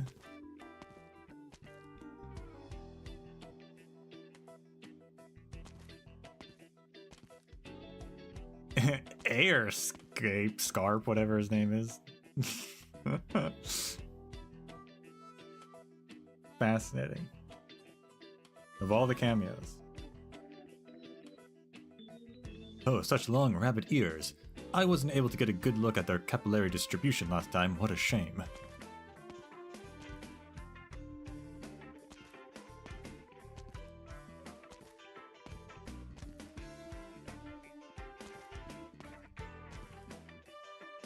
Wow, they can just adjust the position of their tails to maintain their balance. Ingenious. Some clearly have feathers, but they have no wings. Can they fly? Ah, this place really is heaven. Oh, isn't he the one of the new operators they were talking about? What is he doing? Did he get lost but feels too embarrassed to ask for help? He's just standing there. Anyone question what race he is? They just did. The guy earlier was like, what race are these people? I mean, clearly Senshi and Chilchuk are Durin, and Marciel's an elf. So Elias is the only one who's like, what the heck are you?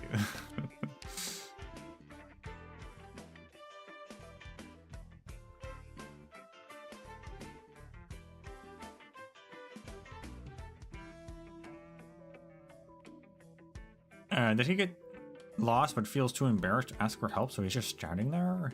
Maybe we should go over and say hello. Hello, do you happen to be... Do these birdmen lay eggs? If they're unfertilized, can I just see how one tastes? With this many people on board, surely I can get a few. Can I, goatman, hair be knitted into sweaters? The ones I saw earlier had bare arms though. Doesn't seem like they grow wool. A shame. But what I really want to know is, if a catman and a dogman have a child, Would they be a cat or a dog? Or maybe they're half cat, half dog? Maybe the top is a cat and the bottom is a dog. Or maybe it's split left and right instead. What if it's a birdman? Would they lay an egg that hatches into a cat? Collectively steps back. Oh, hello. Collectively take another step back. Can I ask you a question? Collectively takes yet another step back. That's a good question, actually. I don't think they've talked about how the different races, like, they've talked about it with the Sancta. The Sancta are supposed to only produce more Sancta, right? Or is it the opposite? They can't produce more Sancta. It's one of those two. That was the whole, like, premise of Guy the Head, pretty much.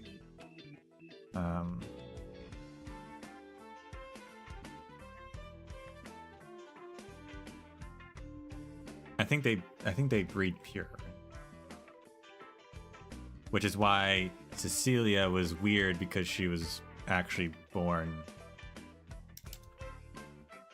as like a fallen Sancta already.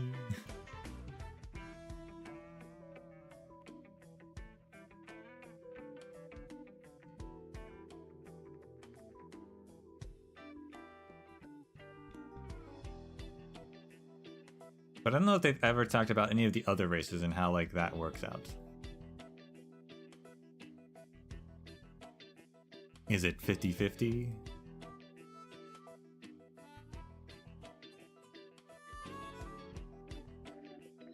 What's going on here? Do you lay eggs?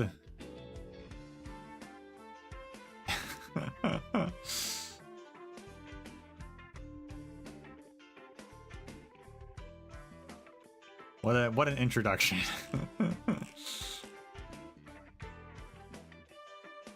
Me? I certainly do not. She certainly does not. He wasn't asking you, monster. No need to come out. I certainly do not. Oh, sorry. I was asking those birds, Liberry? Huh. Where'd they go? Why is everyone standing so far away from me? Tommy, that's him. That's the guy I was telling you about. He's no patient. He's one of those guests we found walking up on the deck. He's been asking us all sorts of dreadful questions over and over again. What sort of questions? He asked us if our children would be half cat, half dog. He asked if Liberry could lay eggs and if he could eat them. Hiss. Oh my, what a magnificent one. You're called Monster, right? Can I touch you? Piercing cry. Nimble motion. Whoa.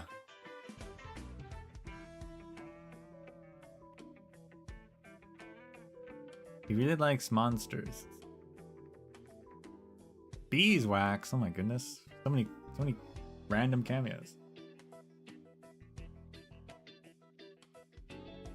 I don't think I've ever had the voice Beeswax. I don't.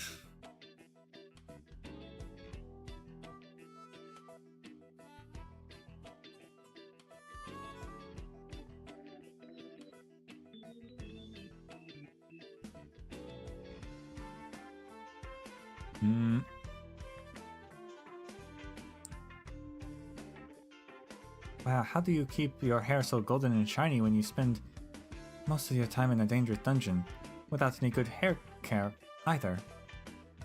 It's all because of how important hair is to a magician. I store some of my mana in it. Here, this was my favorite hair creams. It has perfume and herbal extracts mixed in, and it'll keep your hair moisturized and protected. The only reason my hair is as sleek as it is now is thanks to frequent application. Wow, it smells great. If you'd like a change of pace in your hairstyle, I've got lots of braiding tips I can show you. Interesting lore in terms of Delicious and Dungeon side of things, where mana is stored in the hair.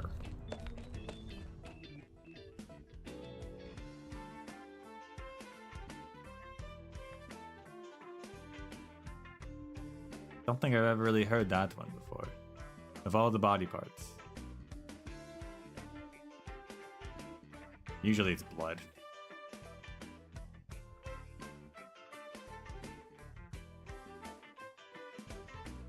or some other, like, vital force, you know? Where do you think you are going? I was just, whoa. What are you doing with my flames? I said, what were you doing with my flames? Roasting, chestnuts? I don't know why his accent's completely broken. Roasting some chestnuts. Roasting chestnuts. The last driving tractor gave me a bushel of raw ones, and said that they were the first harvest of chestnuts she managed to grow on Rhodes Island. You managed your farms well. Chestnuts make a mighty fine snack. They get salt and sweet after roasting, and their shells become easy to peel too. Pity the fire coming off your body was too hot. Ended up burning them all. I said I'd cook a meal for you. But I never expected to waste perfectly good ingredients like that. Real shameful behavior if you ask me.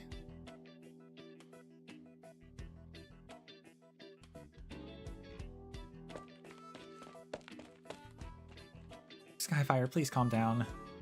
Shaw, come quick, Skyfire's catching fire again. Mister, please don't cook anything else on her, especially not those kebabs.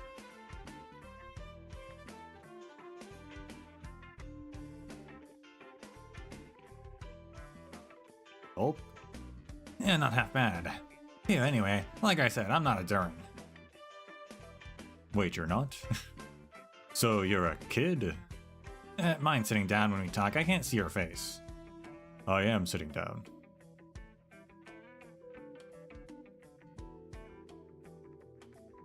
Care for another?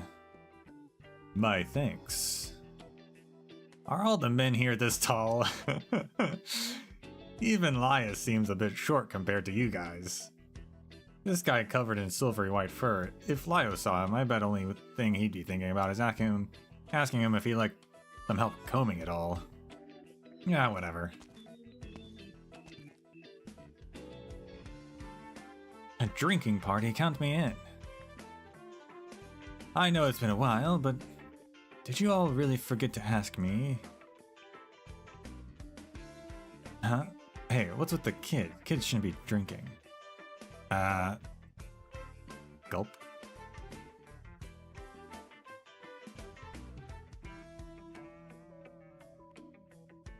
Sniff to sniff. Something smells really good. Maybe they finished cooking. Tasty food's here. Let's go. My back. Uh-oh, I hit someone. Sorry. Vulcan told me if I ran into someone, I had to say sorry. Sorry, Mr. Beard, I ran into you because I was hungry. It's fine. Come help me put it all on the table. A meal made of the ingredients and memories given to us by the folks we met along the way. 'Tis done. Come, have a bite. Don't they all taste like they did before? I wanted to ask earlier while we were preparing the ingredients, but why are we making the exact same dishes we had on our journey? Does repeating the same recipe make you feel better? That I can't say for sure, but it's got the same taste. Then I'll think back to the first time I had it, and what was going through my mind at the time. And is Calcit really going to let us eat Seaborn on the Rhodes Island? That sounds... Where'd they even get it? Like I said, Scorpion Hot Pot. What's the first thought that comes to mind, Marcel? The first time I met you in the Beginner's Plaza. Walking mushroom feet are both edible and tasty with a unique aroma. Scorpions are a pain to cut into bits. What about that basilisk? You're saying you had to cook the antidote herb with the chicken for that adventure, so it tastes better. Basilisks are really cool. Marcel finally getting to eat the chicken she was craving. And then Mandrake. Very unique heads. Marcel and the big bat. Can we skip over that one, okay? See, that's what I mean. Food is connected to memory. When you eat something you've had before, your brain automatically goes back to the other times you had it. It's the same thing when I cook. I think of the people I first made the dish with, and why did we choose to make it? Did we learn anything new while preparing the ingredients? Any happy smiles after we're done eating? This way, the aroma and the flavor can recreate the scene in your mind, bit by bit. As for the meal we are about to have, that gets to be a new memory, to be brought up during future dinners.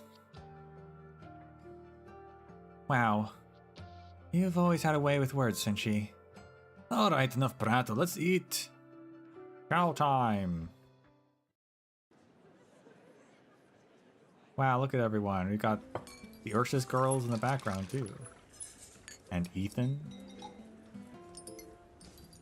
I think that's Skyfire on the right, facing away from us.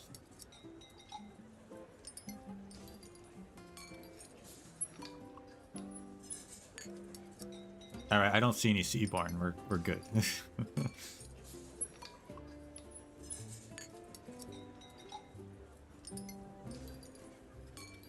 Oh, those carrots are perfect. Would you like to try some, Doctor? Are you sure you don't want any roast originium slug? Really, it's delicious. Not even one shell? Wow, can I really eat this? Of course. All of it? All of it. Yippee! You are so kind.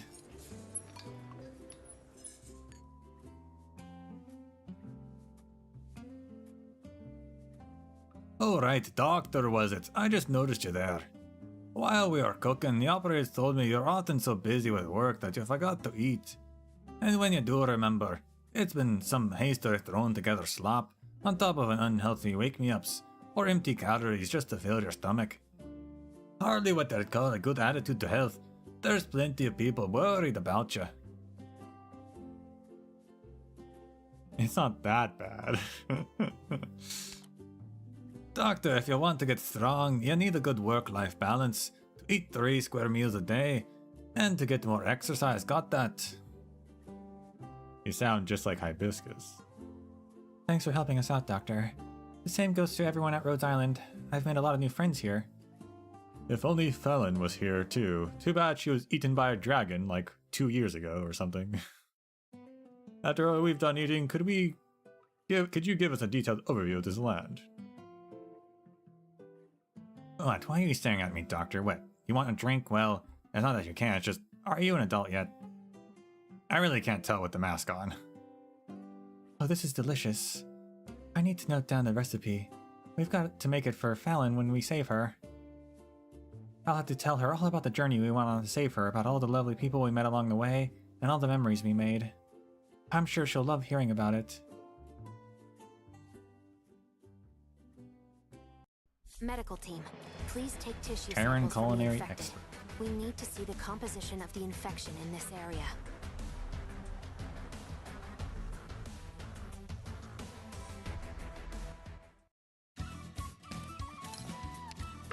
Wow. What are all these other enemies? They must be for the EX levels, I guess? Like it, small metal crab. Wild metal crabs don't listen to Miss Beanstalk.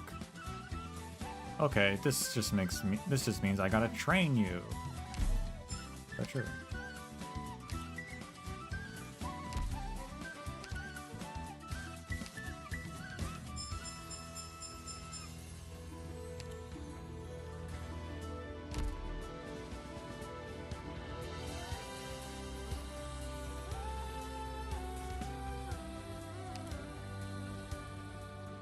I don't know where the metal is.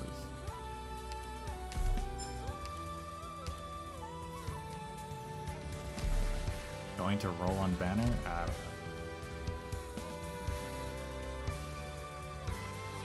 Oh, is the collab ones only ever have one medal? Is that what that's happening?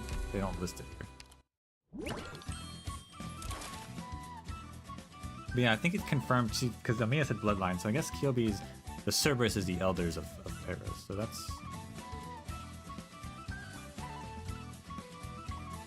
that's cool if they threw that in there. I think overall, to be honest, I feel like probably the weakest collab they've had.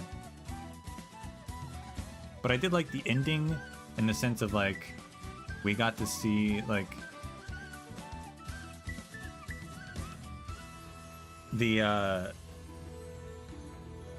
they were less integrated. Like the Rainbow Six characters, they were just like, we're in this new world now, and we're like adapting really quickly, not asking too many questions. The Calicos and Monster Hunter were like, we're interested in like learning more, but they weren't. I guess they're too busy. But this one, like especially Elias, was like asking all these questions, like how does all this work? What's happening here?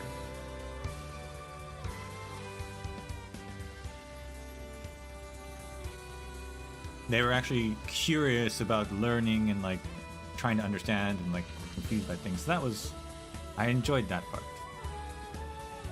It actually felt like they were out of their depth, because they should be.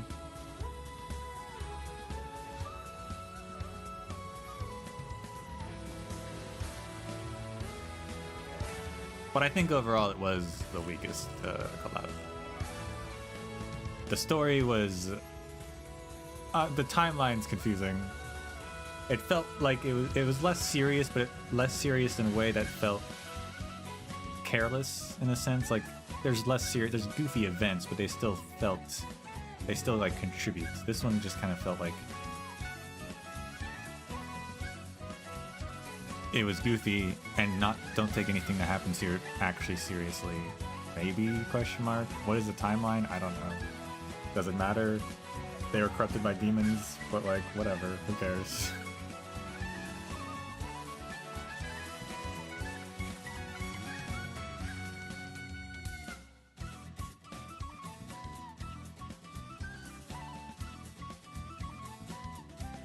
The biggest thing they contributed was Kyobi lore, actually.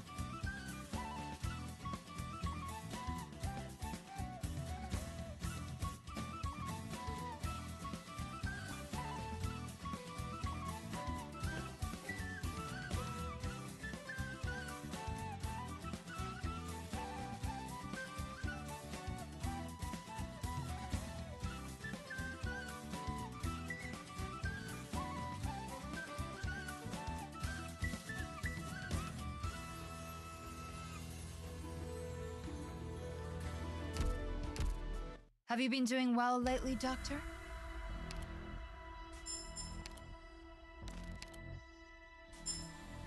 I might pull a little bit just because they're collab characters, and who knows if they'll ever come back.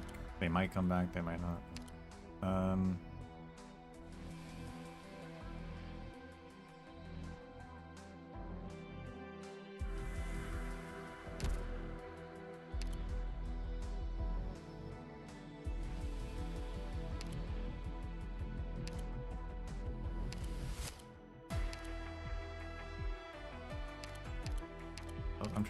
I'm trying to find them. I was gonna look them on the wiki, but I can't find that. So I'm like, okay, where are they? What are they? Where do they go under? I never know how to search these metals. The metals list is not well put together. There needs to be like filters and things. Secret metal? You're right. Secret metal. Okay. Yeah, okay, there they are. Veteran cooking and Terran culinary expert. Whether you wanted to know or not, you now have a detailed understanding of the composition, texture, flavor, and nutritional value of all sorts of plants and animals across Terra. Don't take nature so lightly, though. After all, it's eat or be eaten, and you can't say for sure which you'll be.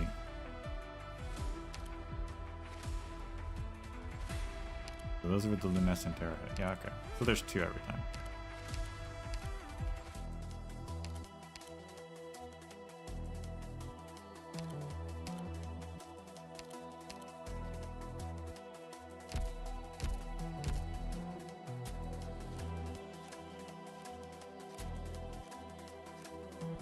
Fair enough.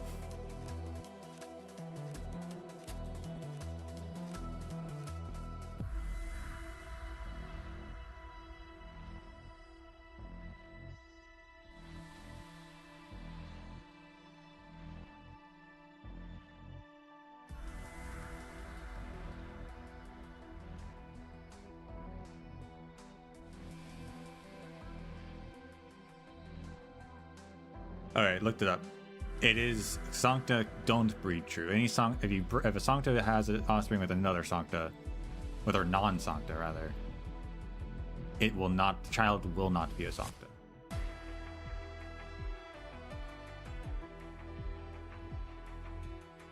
As far as I know, that's the only like reproduction they've talked about. Tiredness has not called on me yet. May you first rest. I assume it's like 50-50 otherwise.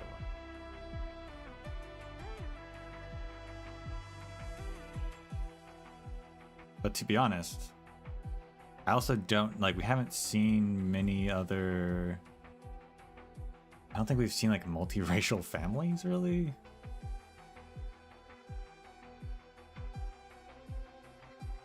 Most families we've seen have all been the same race, so. Who knows? The one time, I remember there was one time there was a kid who was like a different race, but then they're like, well, they're adopted. I'm like, okay, but that doesn't help our case in this situation.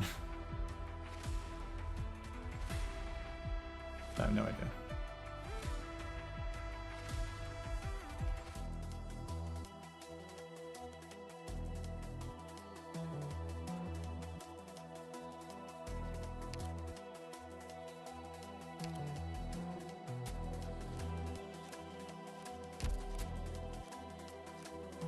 I guess I'll pull some free tickets while I have. Although I kind of want to not pull my free ones, but whatever.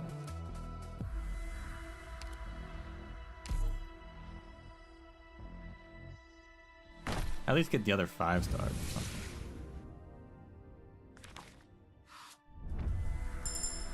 My codename is Beagle. I know I didn't do very well on my assessment, but I'll still do my best. Attention! I am Doberman, former military instructor for the Bolivarian Armed Forces. Now let's... Hello, I'm Myrrh, an herbalist. Dr. Kaltzit gave me this title.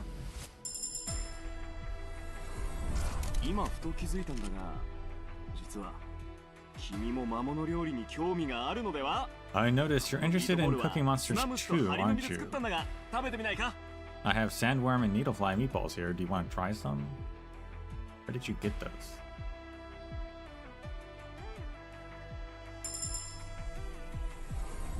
Hello, I'm Hayes. I like relax.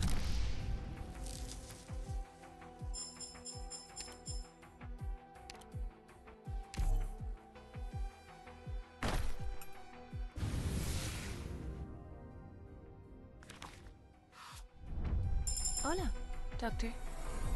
My name is Arya. Sorry. I mean Indigo. I used to be a lighthouse.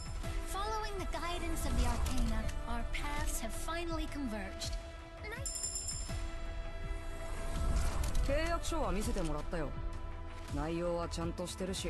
I've read through the contract. The terms all look solid, and so do the benefits. If you can pay me up front, I'll be glad to work with you. I'm being blunt here for good reason. It benefits us all that we hash this out in advance, doesn't it?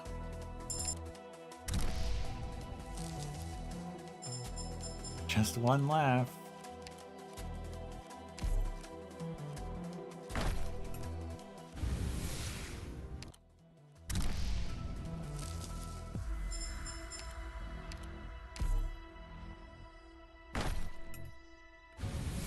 Ugh.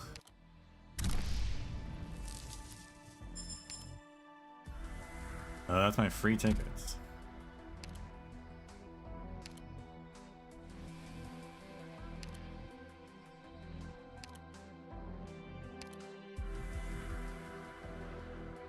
Don't know why that's listed. They only have one voice.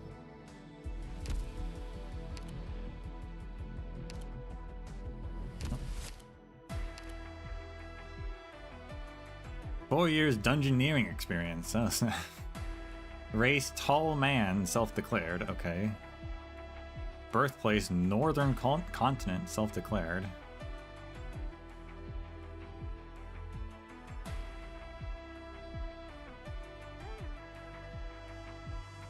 I am curious kind of like what their archives would say.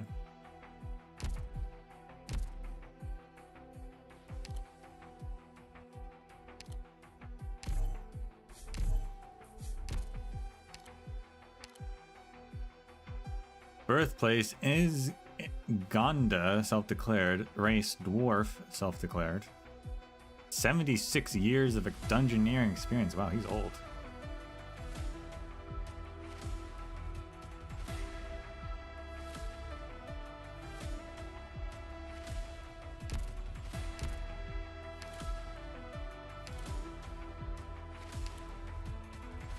Chilchuck, 5 years of dungeoneering. Birthplace, Eastern Continent. Race, half-foot, self-declared. 110 centimeters. Is he actually taller or shorter than actual Durin? I am curious about that.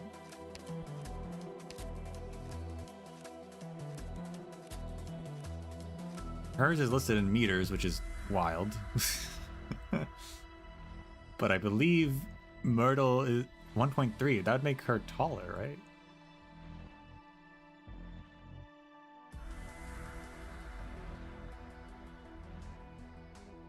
Myrtle's actually taller than Chilchuck by 20 centimeters? That's crazy. Where is he? That's crazy. Other Durin.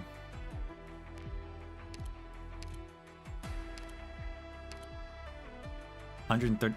Are Durin actually taller than half-foots?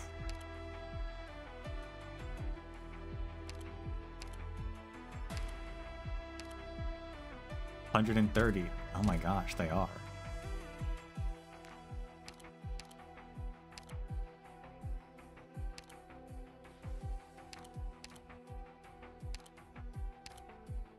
$132. Oh my gosh.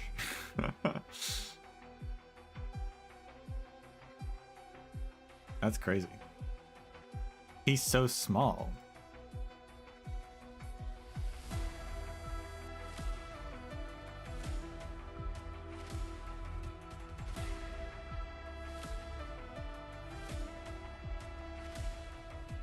All the Durins are 130 centimeters. He's 110.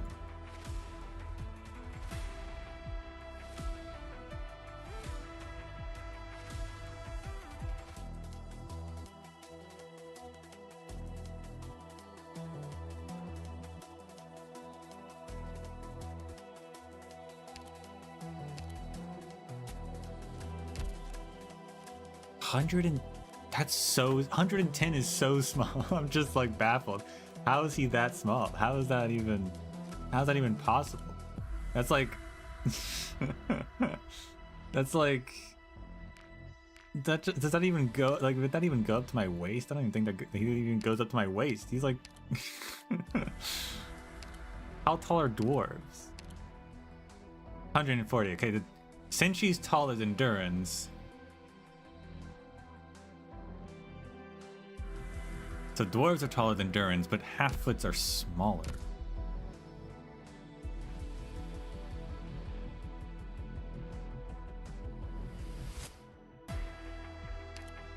Even the robots, I'm pretty sure, are taller than 110.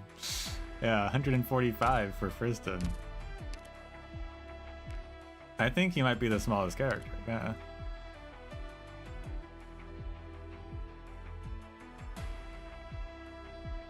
That's crazy.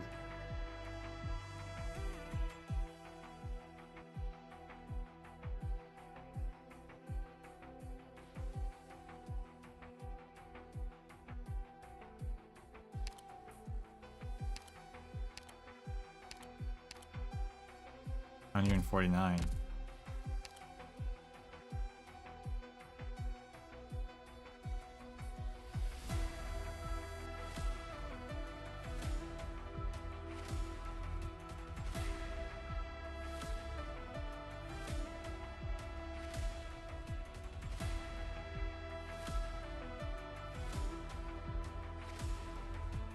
Wild.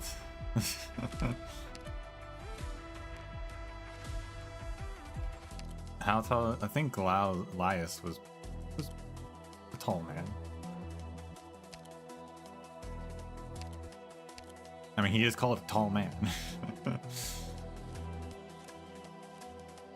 Yeah, 185. Okay.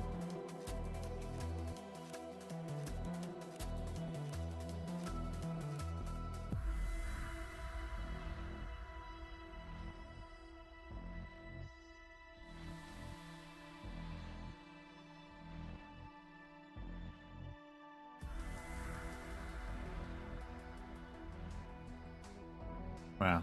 Well.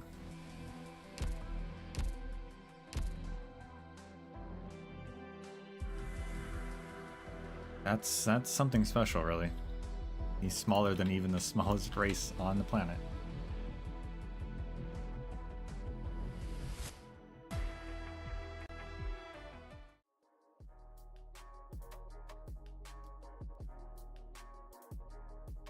I figured they'd be taller.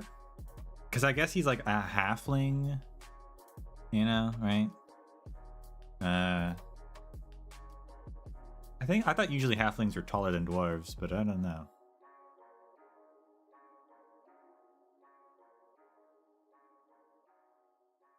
Not in this series, apparently.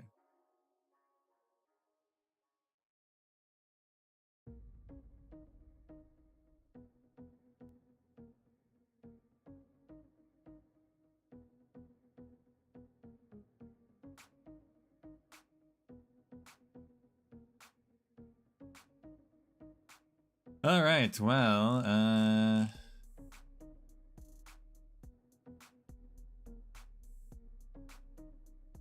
don't know what we're going to do tomorrow. Or the day after that.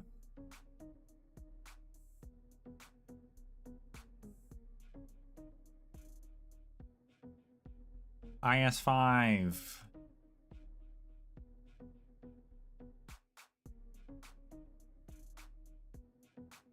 Maybe.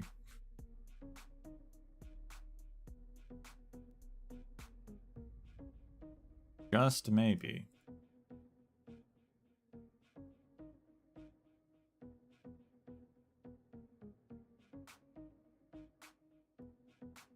And EU4, oh my god. Forgot about that.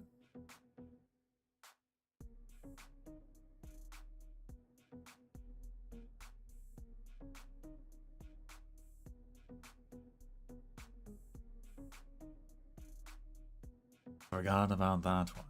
Well, we'll see. But for now, thank you all for watching. Until we meet again, may the sands of time treat you well.